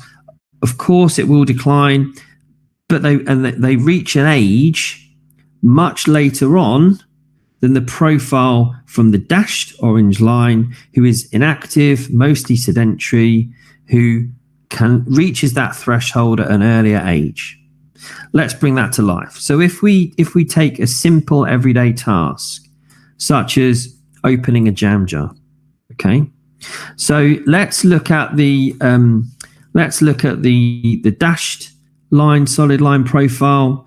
Okay, so somebody who's inactive, they can't open the jam jar at an earlier age than somebody who maintains their strength and physical activity.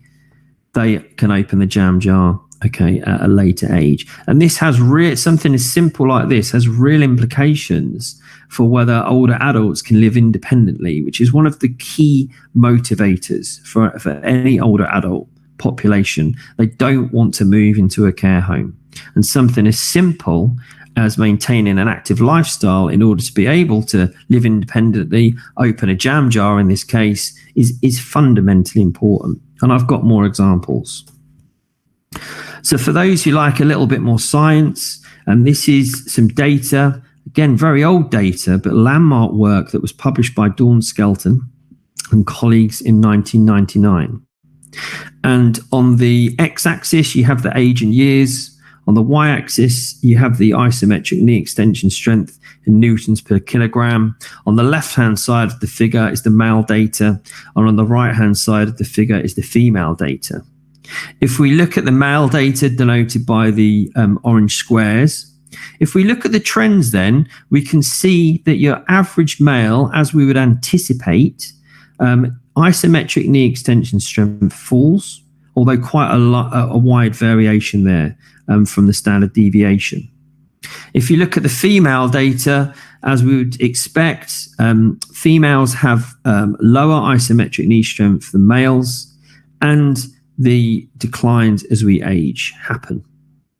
If we pay attention and draw our focus to the dashed white line, we can see that this is the strength to be confident of rising from a low chair without using one's arms. And as soon as somebody crosses that threshold, they're unable to complete that task. Now, the data in 1999 showed that actually at all age groups, your average person would be able to do that. But particularly in the female population, Okay, and if we look at the standard deviations, there are some people that would not be able to rise from a chair. They do not have the isometric knee extension strength to rise from a chair unaided. Okay, now that does, again, if we look at that in daily life, have implications for daily life. They wouldn't be able to get off the toilet, okay, without support. And, older adults, as we know, go to the toilet more frequently. So again, this has implications for whether older adults can live independently. There are some actually in this time some very simple assessments that we can do to highlight if there's any concerns. Simple strength assessment tests. Firstly, if we look at grip strength, okay, using a hand grip dynamometer, very simple. If males or females have a grip strength of less than 27 kilograms or 16 kilograms respectively, I'll comment on the red flags in just a second. But even more straightforward, if they can't complete 5 sit-to-stands in 15 seconds, there's some issues here. Okay, and patients under these thresholds, okay, are a cause of concern. They're likely to have limited physical performance, reduced independence, quality of life, will be at increased risk of falls, the need for healthcare support and activities of daily living, and are increased of multi-morbidities and mortalities. Another simple assessment I would like you to do, and interestingly, during the COVID-19 crisis, there have been some positives. So usually, where I would be presenting this webinar, a conference on a stage in a suit, in a shirt and tie, trousers, because you can only see my top half. I'm able to present my short. Sorry to disturb you. It's requesting your presentation is not visible. Okay, just bear with me. Let's see if we can. Let's try again. Share it. Let me reshare it again. Bear with me. Okay, let's try again. I can see it on mine. Right, let's go into it. Resume your presentation. Yes, sir. Okay. Are we there? Yes. Go ahead, sir. Okay, bear with me. I now can't see my slides. Can you slideshow? Yeah, let me put it on slideshow there. Right, are we okay? Are we good? And yes, okay, yes, go ahead. Excellent. Right, I don't know why that paused then. What the joys of technology. So I think I mentioned that I'm sat here in my shorts, and while I've been working, during this crisis, just feel your quadricep muscle, for example, and I can even feel it, during this crisis. This is not quite the firm quadricep muscle that I played football with or did squats with at the gym. So even I can feel anecdotally some muscle mass loss. And again, even if you're in the shower, when you're having a shower, just feel your gluteus maximus, okay, and you can start feeling and experiencing the muscle mass loss that needs to be combated. When we look at aerobic capacity or aerobic fitness, again, a very similar graph. So if I could draw your attention to the age in years on the x-axis, our maximum oxygen uptake on the y-axis in milliliters per kilogram per minute. Again, males on the left-hand side of the figure, females on the right-hand side of the figure. Very similar trends, okay? Males, aerobic capacity declines as we age. Females' aerobic capacity also declines as we age, and males typically have a higher maximum oxygen uptake than females. Your average male, if we draw our attention to the VO2 max to be able to walk comfortably at 3 miles an hour, your average male, okay, is above that threshold. In fact, your average 65 plus female does not meet that VO2 max. And certainly even for the males and for a lot of the females, in terms of the standard deviation, a number of people fall within that range. Now, in terms of a VO2 max to walk comfortably at 3 miles an hour, that is approximately what it would take to cross the zebra crossing or a traffic light, before the green man goes red. So that has a number of implications. And when I pull in this importance of maintaining, some of our components of fitness, if we just look at this older adult, this vulnerable adult, well, they need the strength to overcome the resistance of picking up a heavy bag. They need the muscular endurance to maintain the isometric contraction needed to carry the bag all the way home. And in terms of power, they also need power to exert force quickly enough to get across the road before the green man disappears. Okay, so this has massive implications for an older adult who, perhaps is not able to do this because their fitness has declined, more so during the COVID-19 crisis. And picture an older adult who's crossing the road and the green man goes red. That's going to lead to some sort of panic, that actually then could potentially lead or may lead to a fall.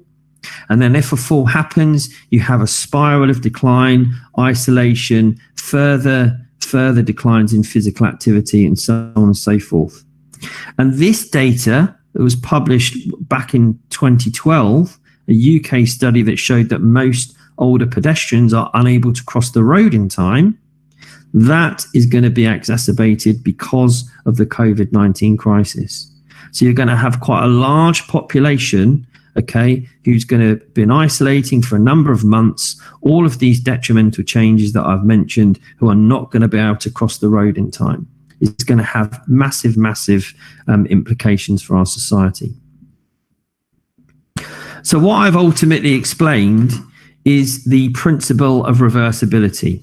And that is, if you stop being active, you are going to lose the associated benefits. And this is the use it or lose it phenomenon. And just like COVID-19 affects everybody, reversibility is going to affect everybody and will occur regardless if you're from the general public or even if you're an elite athlete. If you're not active, if you don't maintain your physical activity, you will experience deconditioning and the principle of reversibility and start experiencing some of the negative impacts that I've mentioned throughout this presentation. But there is hope, And if we look at firstly, the two figures at the top, again, this is just to highlight that muscle cross-sectional area, again, as we would expect, typically declines as we age. Also, the relative area of type 2, known as the fast twitch fibers. If we focus on the figure C, so this is a cross-sectional area of the quadricep muscle in a 24-year-old who has a body mass of 76 kilograms, low fat mass, high fat free mass. Now we look at figures D and E. Here we have in figure D, a male who's 66 years old, body mass of 81 kilograms, very similar, to the age and the body mass of the person in figure E. But the difference is that in terms of the time that person in figure D spends greater than 3 METs per day, which is the cutoff for moderate physical activity being 22 minutes and approximately only 3,000 steps.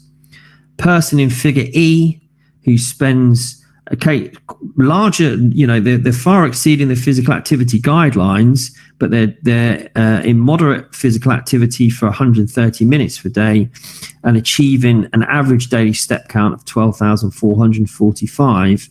That shows that even older adults can maintain their muscle mass and therefore improve their physical function and maintain their physical function, again, through some of the examples that I've given today.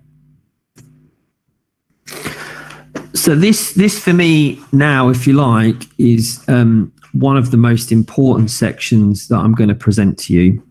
And, you know, whilst we are all passionate, I'm sure, about this topic, we all have a responsibility to promote the benefits of an active lifestyle to our colleagues, to our friends, to our family, to our students, to anyone, to highlight those benefits. So I previously worked at Sheffield Hallam, and I was involved with the National Centre for Sport and Exercise Medicine. And in Sheffield, when this crisis kicked off, we produced the Active at Home leaflet. Now, this was actually distributed to 25,000 homes in the Yorkshire region. I can tell you it's now been picked up by Public Health England, who have distributed around about 500,000 now nationally. And this leaflet is available at the web link at the top hand right of the corner. Please have a look. Please download it. If you feel it's of relevance, please print it off and distribute it. Sport England have also created quite a decent web presence called Join the Movement, and have started an initiative called Stay In Workout. Again, there's some nice resources, some nice data, some nice guides, home exercise guides. If you have a look at the web link on the bottom right hand corner. Simple messages for me are key. And the paper from the European Journal of Sports Sciences that I presented earlier stated that low to medium intensity, high volume resistive exercise, easily implementable in home settings, will have positive effects, particularly if combined with a 15 to 25% reduction in daily energy intake. And if we look around our home, again, Adam provided some examples yesterday, just simply using things like tins of beans or sugar to do arm curls, using our chair as a piece of fitness equipment to do balance exercises, or chair sit to stands, so on and so forth. There's plenty that can be done in the home environment in order to do some resistive work. The message is also clear as well, that some activity is better than none, but more activity is better. And this was the cornerstone of the Chief Medical Officer's guidelines that we published last year. And if you visit the Department of Health and Social Care website and type in physical activity guidelines, when we produced these guidelines, I think we did a much better job this time round when we updated these guidelines from the 2014 ones, and we produced a whole host of infographics to promote the guidelines. Two examples there in the bottom right hand corner from the adult guidelines, as well as the adult and older adult, as well as those in disabled adults. So again, please have a look at those resources and use them. One of the messages that I like to promote is no pain, no gain is insane. And of course, look, as a scientist, we know that there are, benefits can be accrued, and there's more benefits from vigorous intensity, longer duration exercise. Okay, but we're doing a disservice to those who are quite sedentary and inactive by not telling them that at least some activity is going to have a significant impact on their health.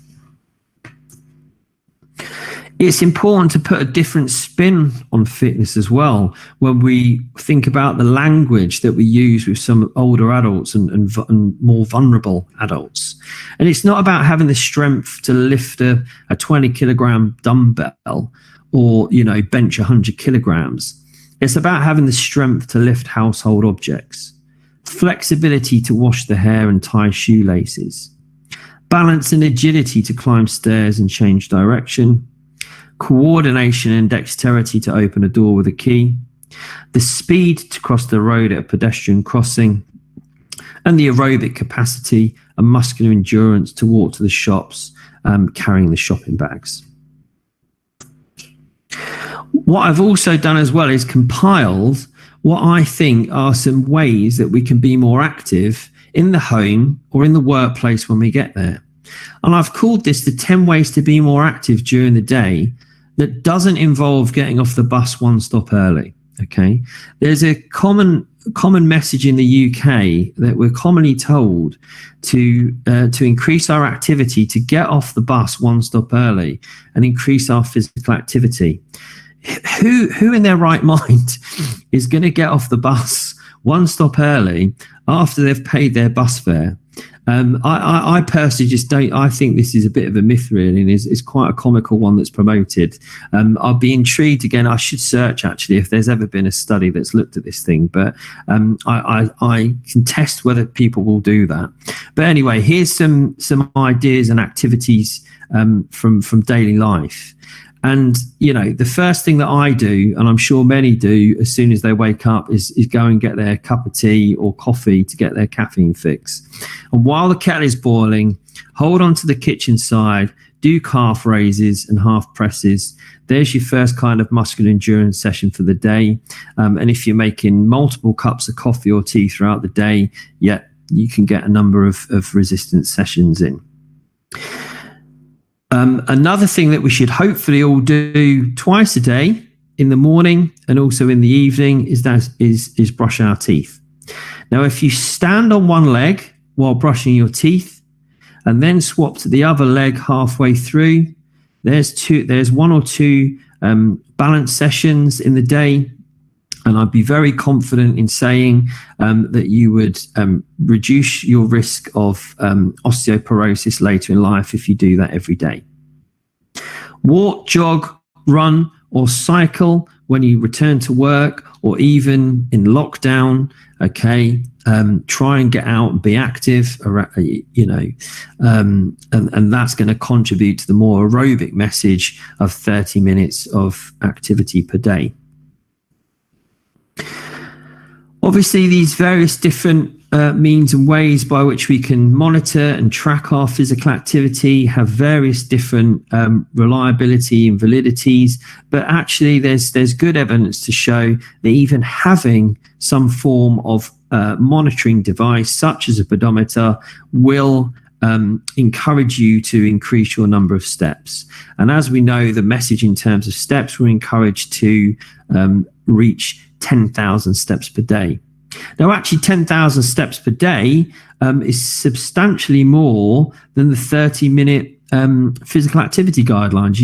It can take longer to do 10,000 steps than 30 minutes. So actually, if you don't reach that 10,000 steps goal, certainly having something like a pedometer is going to make you want to reach that goal.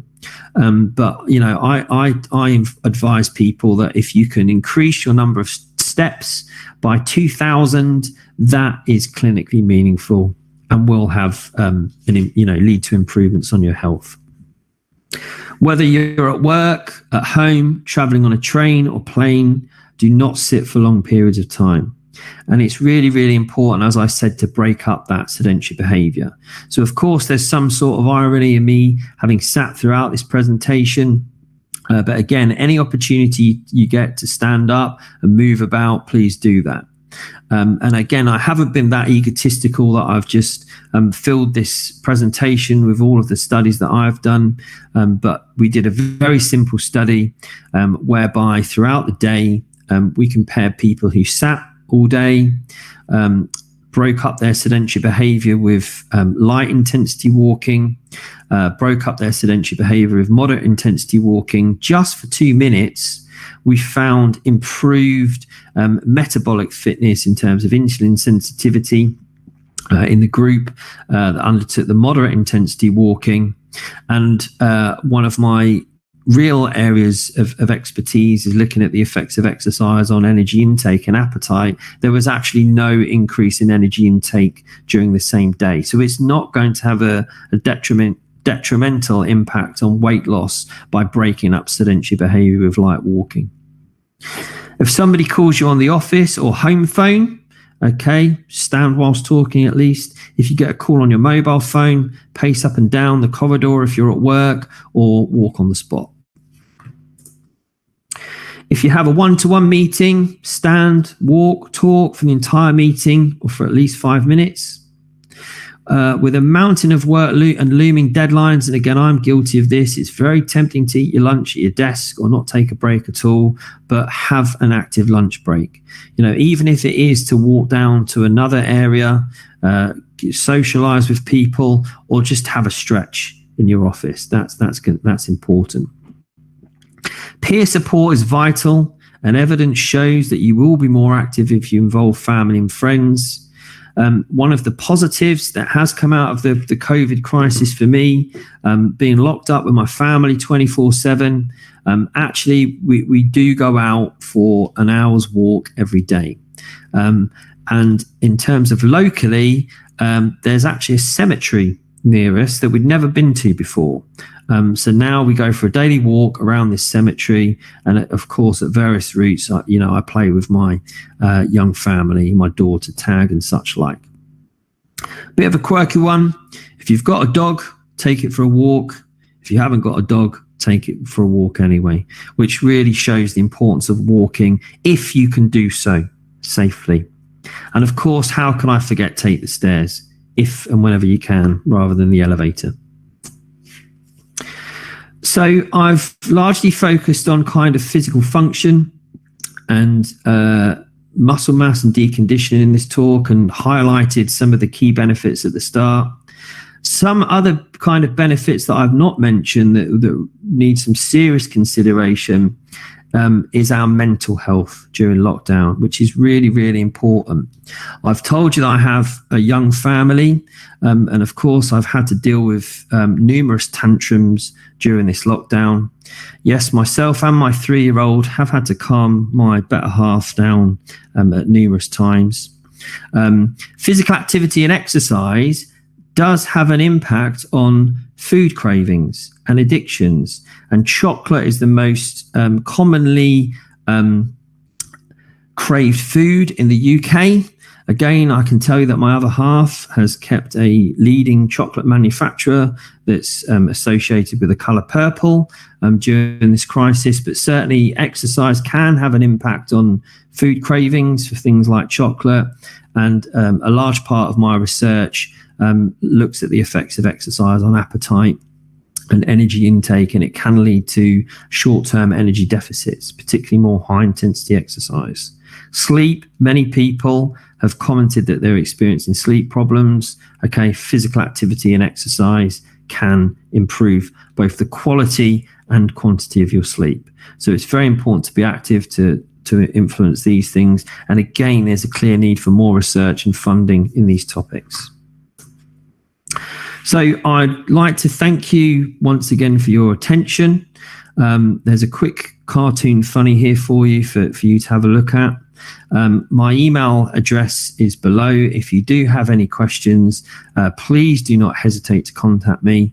I think it's important, and I would like to acknowledge the contribution of a colleague and good friend, Dr. Tom Madden Wilkinson, who's a muscular physiologist, and we had a couple of chats in terms of me putting together this presentation, and in terms of his specific expertise in muscle mass loss, he provided me some of the slides. So thank you to Tom.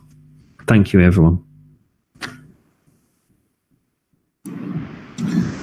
Thank you so much, Dr. Broom, for sharing your valuable thoughts regarding the health and importance of physical activity with all the participants.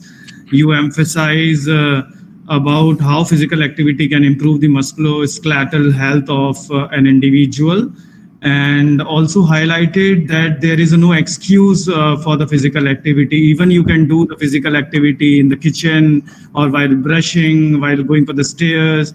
Once you return from the office, you can go for the cycling, go for the walking and jogging. There is no excuse for get rid of physical activities and all. Definitely you have putting your insights on how physical activity can improve or can improve the physiological functioning, various physiology, especially the musculoskeletal health when the age proceeds.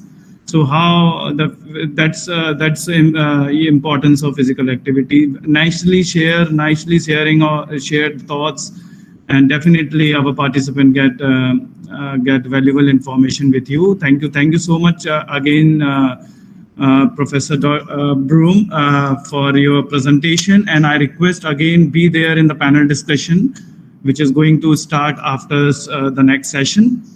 That is from 8:35 to 9:30 a.m. British Standard Time, and the Indian Standard Time it is 2 to 3. So thank you so much once again for your presentation. Thank you. So, ladies and gentlemen, now we have our next speaker, next presenter, Dr. Rahul Tiwari, a sports scientist. So before he is going to deliver his topic on the role of biomechanics in sports and assessing movement quality. So before requesting Tiwari sir, I would like to give a brief introduction about the Tiwari sir. So Dr. Rahul Tiwari is going to deliver a topic on the role of biomechanics in sports and assessing movement quality. Dr. Tiwari is a doctorate in sports science from Punjabi University, Patiala, completed his Master of Science in Sports Biomechanics from Scotland, United Kingdom, and Master in Sports Physiotherapy from Manipal University. He is currently working in Charter University of Science and Technology, Gujarat, India. Previously associated with the Department of Sports Biomechanics, Netaji Subhash Chandra National Institute of Sports, Patiala. Worked in Madhya Pradesh Cricket Association and Madhya Pradesh Amateur Baseball Association, and also worked as personal therapist and sports science expert to an Olympian shot putter. So now over to Tiwari sir for your presentation. Dr. Tiwari.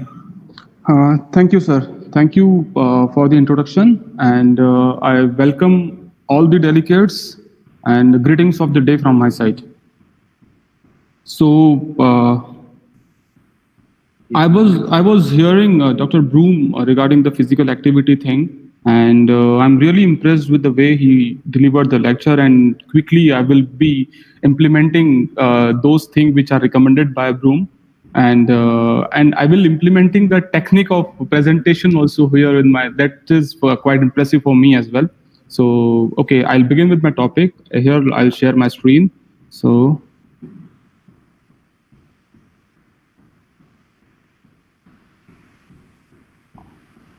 okay, is my screen visible now, sir? No, now it's no. Yes, it's visible. Okay, thank you.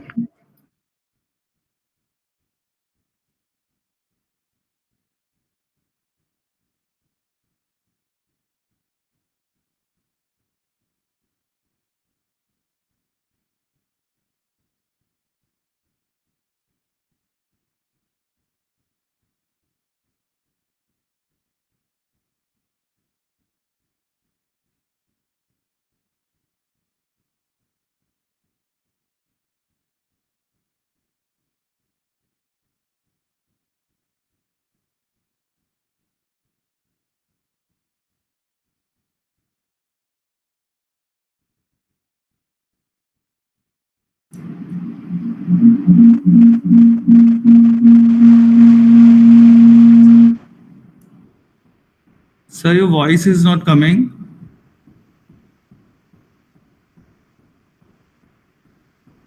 I think there is a network issue. Your PPT, your presentation is stuck.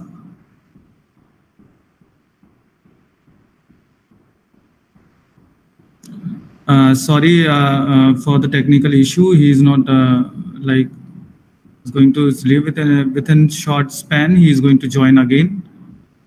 So I think you're enjoying the sessions of today's.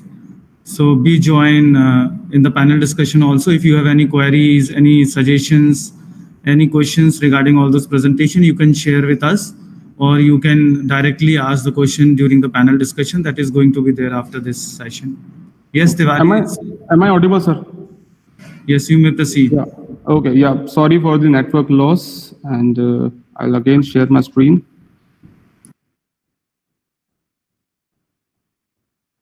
Okay, can you see my screen now, sir? Is it visible now? Excuse me. Yes, it's visible. Yes. Okay, thank you. So again, good morning and greetings of the day to all and everyone present here. So today I will be talking on the role of biomechanics in sports and assessing movement quality. So basically the purpose of my talk is, as the theme of the webinar is in context with COVID-19. So in context with COVID-19, basically we are dealing with, all of us are dealing with this pandemic situation. So the purpose of, I will be focusing more on how we can use this biomechanics, the techniques of biomechanics efficiently without, without using fancy equipments and all. By the smallest equipment which is available to us is that is mobile and nothing else. So I will be focusing on that particular thing. So as it is, the introduction is already given, it is my duty to again tell something about myself. I'm from Indore and I can proudly say it is the cleanest city of India. I've done my bachelor's from Indore only. My master's, I have done master's in sports physiotherapy from Manipal University. And then I have done MSc from Robert Gordon University, Aberdeen, that is in Scotland. And I have done my PhD from Punjabi University, Patiala. Apart from that, I worked with the Madhya Pradesh Cricket Association, worked with an Olympic shot putter, had the privilege to work with the Sports Study of India for 3 years, and then now I am here at the Charottar University of Science and Technology as an assistant professor. So begin with the topic. I will be dealing with the basic biomechanics, what biomechanics actually do, and what do you mean by biomechanics, and how the biomechanics help you in the sports. I will be focusing on the two distinct components of biomechanics, that is kinetics and kinematics, and I will be focusing on some of the equipment or the analysis part of the biomechanics, and of course the quality assessment as well. So coming to the biomechanics, as we all know, bio means life, and mechanics is nothing but the oldest of the physical science, and in layman term we can say physics.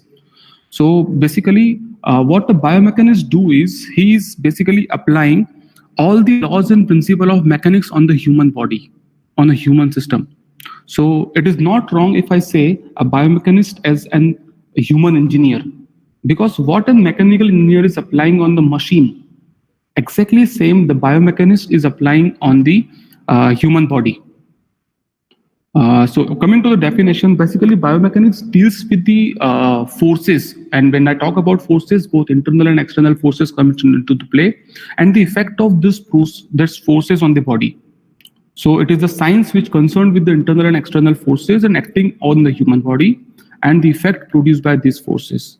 And there is one more systematic definition of biomechanics which says it is the area wherein the knowledge and methods of mechanics are applied to the structure and function of living human system.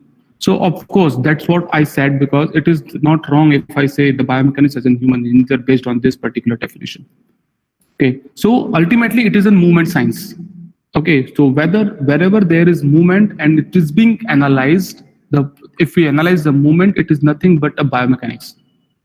A movement can be of any kind. Okay, and we can analyze with the knowledge of mechanics and biomechanics. So before that, we need to just briefly brush up our knowledge of movement or motion. What is motion exactly means? So motion is nothing but the phenomena which basically help us to move from one direction to another direction, or help us our joint or body part to move from one place to the another place. The motions are of three types. These are the linear motion, which takes place in a linear line, linear fashion, or the translatory motion. It may be the curvy linear as well, because of the parabola effect and the projectile motion, what we say. And the second is the rotatory or the angular motion. When the body moves in angle, it moves in all the segment of the body moves in same direction at the same time and the same angle. It is called angular motion. And the combination of these two, the linear and the angular, is called the general motion. It's called the general motion. So in sports, basically, we are having a lot of maximum of them are general motion, which is the combination. So whether the movement, angular movement is happening at the joint, at the hip and knee joint, but the body is moving linearly. So it is the combination of both linear and the rotatory motion. And there are two distinct paths of biomechanics. The one is kinematics and the other one is kinetics. So when I talk about kinematics, so kinematic basically describe the motion of the body. These are the parameters which describe the motion. It may be the distance, displacement, speed, velocity, acceleration. And as the motion are of mainly two types, the linear and the angular. So the kinematics can be described in both the ways. It can be the linear kinematics, it can be the angular kinematics. So the distance can be the linear distance or the angular distance, and so on. And okay, and the kinetic, coming to the kinetics. So kinetics is nothing but the parameter which describe what causes a body to move. And the ultimate cause for any body to move is nothing but force. The force and the derivatives, all the parameters comes under kinetics part. So the force, inertia, body, mass, weight, impulse, pressure, momentum, and so on. The list is long. Okay, again, like kinematics, we can describe kinematics in both the ways, the linear kinetics or the angular kinetics. When the motion is in linear fashion, the linear kinetics come into the play, and the motion is in angular motion, the angular kinetics comes into the play. Accordingly, we'll analyze the motion. Right? So I'll just briefly describe some of the components which are the major components. So coming to the force, as it is the ultimate cause for any body to move. So force is nothing but a push or pull effect of one body on another body, or it is the effect of one body on another body. The force is responsible for starting the motion, stop the motion, change the direction, accelerate the motion, decelerate the motion, it can of the body, and so on. So wherever there is motion, there is applied force. Coming to the inertia, inertia is nothing but the status or the present state of the body, whether it is at rest or at motion. When a body is at rest and we want to move it, we need to break the inertia at rest. Or else when the body is moving or we want to make it stop, we need to break this inertia of motion. So whenever you want to change the state of a body from rest to motion or from motion to rest, we need to break the present inertia. And in order to break the inertia, we need to apply force. Right? There is important parameter called impulse. Impulse is basically the force applied in the given time, or it is the product of force and the time. So impulse is always equals to change of momentum. So whenever a body is moving, momentum is nothing but the product of mass and velocity. When a body, let's say, this is a body. This is a body which is moving from here to here. Okay, so this body is having some mass and it is coming with some velocity. So ultimately, this body is having some momentum. And when this body is moved from here, I'll apply force from here. So it moves here. So with respect to time, if I apply force in this direction, this momentum which was in this direction changes from here to this direction. So the change in the momentum basically depends on the application of force with respect to time, or in simpler word, it depends on the impulse. If we take an example of cricket, so when a ball is moving from some momentum, a batsman hits the ball. So the change in the momentum of a ball basically depends on the application of force with respect to time. And in simpler language, in our general language, we are saying it timing.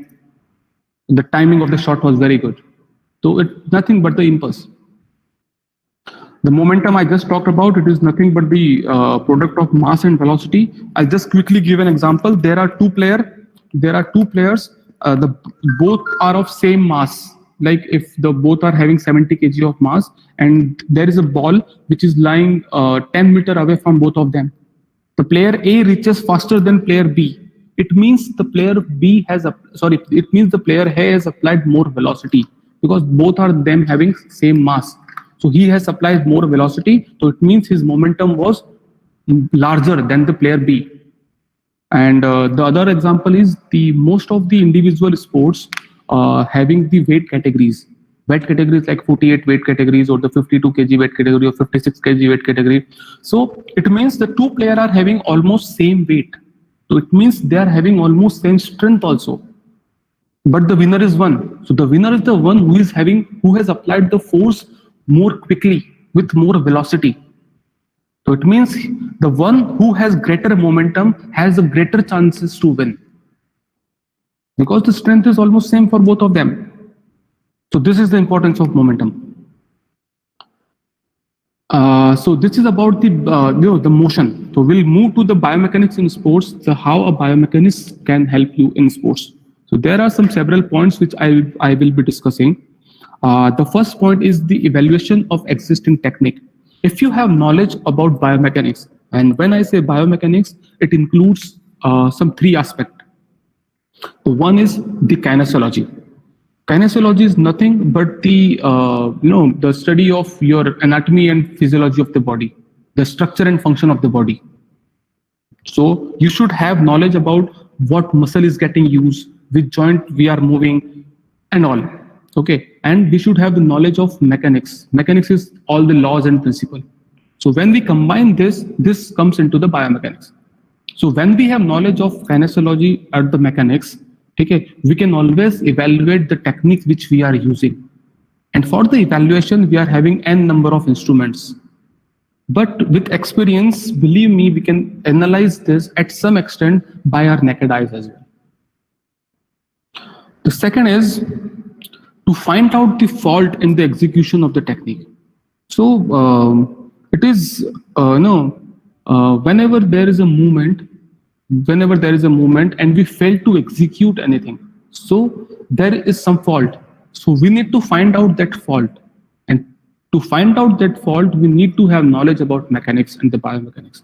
So whether this lifter is applying the proper biomechanics to lifting the barbell or not, whether his spine is neutral or not, whether the knee angle is optimum or not, whether the barbell is close enough to him or it is far away. So this all comes under the techniques. Okay, whether the angle and the stance or the position of this thrower is optimum, is good enough to do to get an optimum result or not. And in the third picture, this is the Sachin Tendulkar, and unfortunately he was bowled out in this ball. You can see it, right? So I'm 100% sure that Sachin Tendulkar must be having 10 more ways to play this ball, but this time he was failed to execute. So it is always important to find out the faults. But again, it is always easy to find out the fault, but the more important is to find out the cause of the fault. If you know, or if you find out the cause of the fault, it will be easy for us to rectify that cause. As I am a physiotherapist, one patient come to me and he is saying me that I am having knee pain. Okay, if I limit my assessment skill to only knee part, obviously I will relieve his symptom, I will be relieving his symptom, and he will be okay for some time. But that is not guaranteed that he will have it again or not, the pain again or not. So for that, I need to find out the cause of the pain. What was the cause? Maybe the cause is little below. Maybe the cause is in his foot, is in his shoes or the footwear, anything else. So I need to find out the cause. What was the cause? So that the fault will never repeat again. So this is one of my favorite component of role of biomechanics in sports, to find out the cause of the fault. This will help us in proper assessment. This will help us in injury prevention. If the same mistake happens, if we find out the cause, the same mistake will not happen again. For that, we need to do this. The next one is to development of the new technique which may be better than the existing one. If we have the knowledge of movement, if we have the knowledge of technique, if we have the knowledge of laws, the principles behind that particular technique, we can always develop the new technique which may be better than the one which we are using right now, and it may give us the better result than what we are getting right now. Not only the technique, but we can always evaluate the training exercise always and the equipment if we have the knowledge of biomechanics. So it is like as all the sports demands different capacity from the body or different abilities from the body. So the training for almost all the sports are different. A wrestler perform a different exercise, and a track and field athlete performs a different exercise because the demand is different.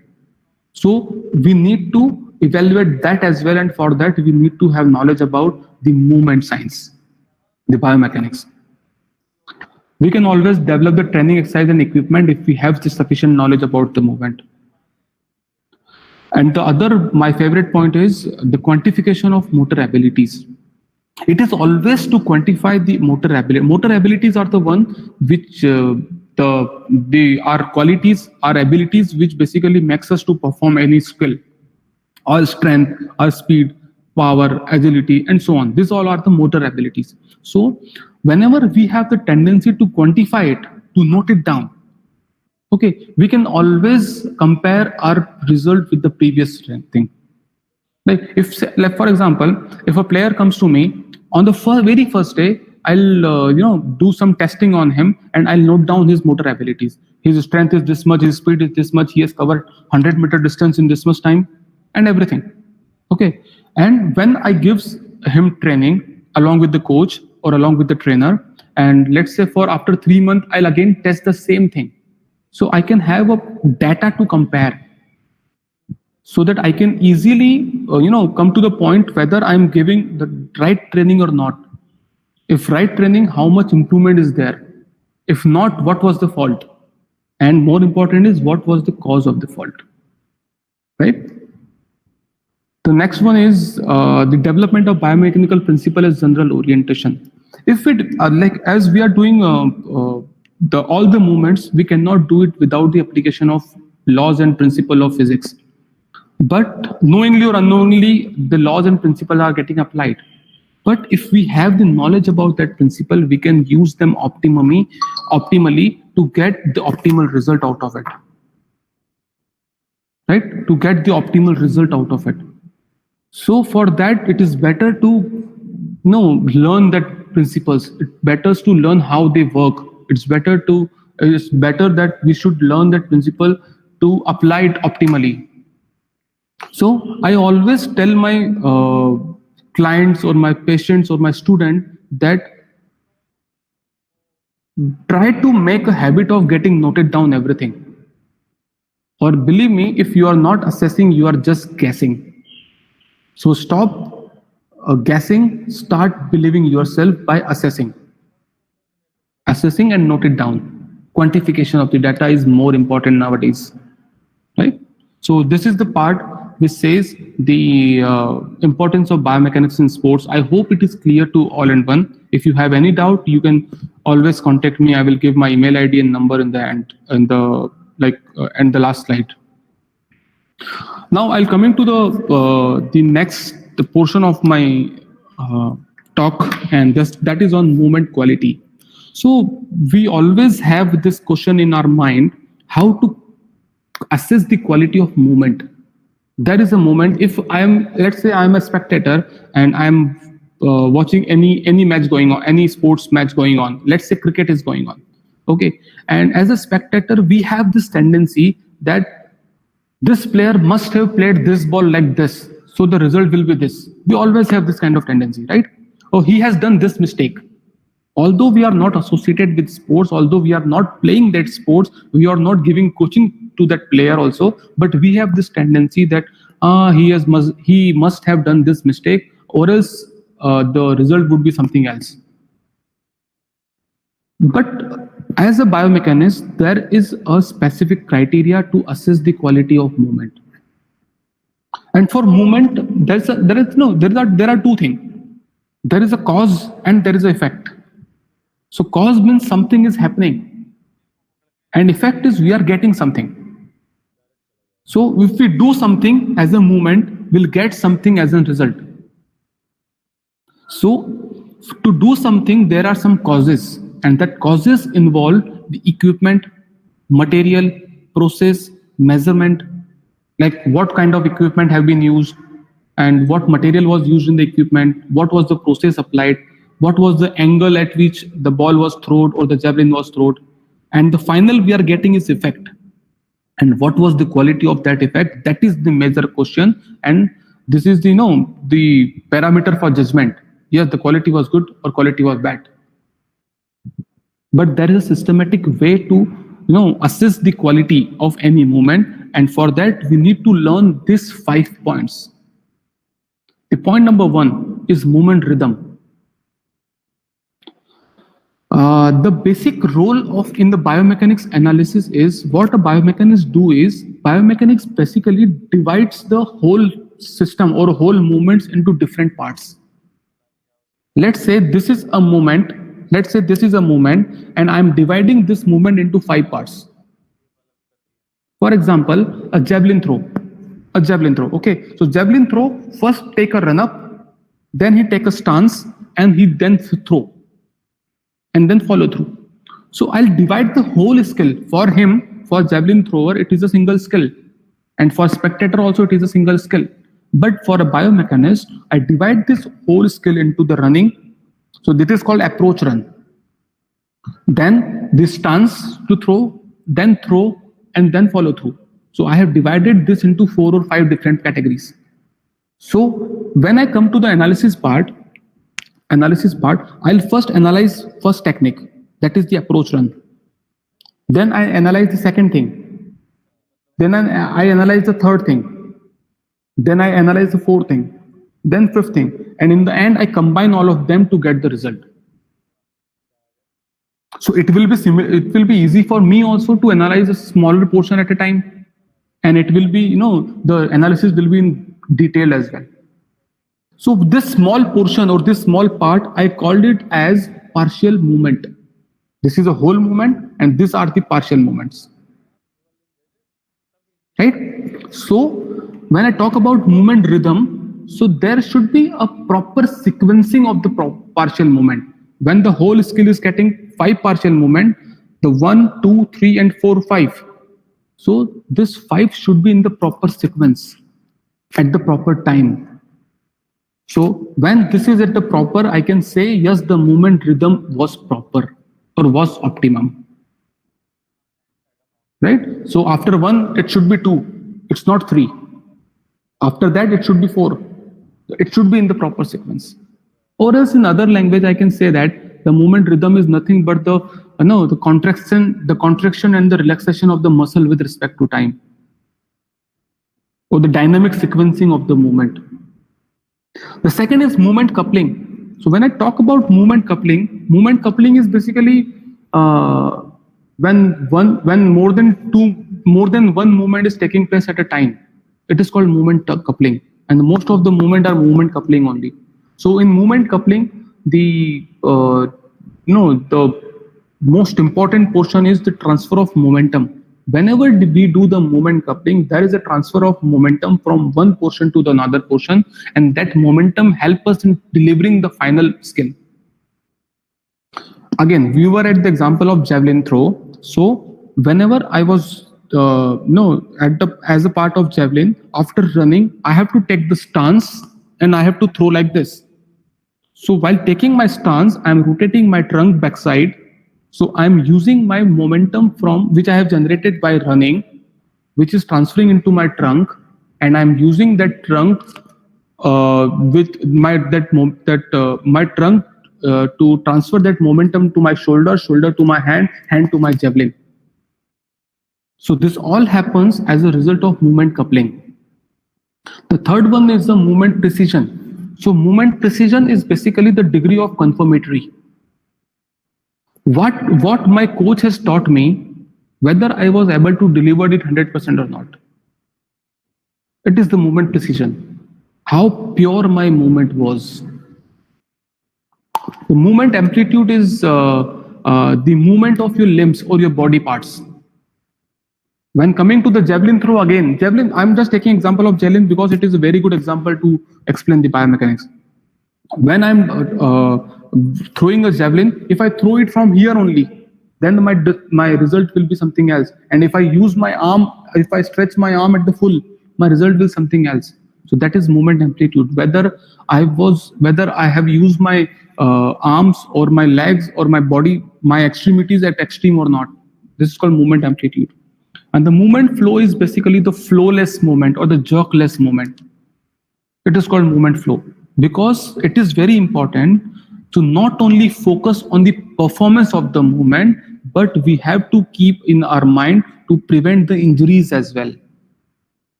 Because for a sportsman, it is not one time. He has to repeatedly do the same thing.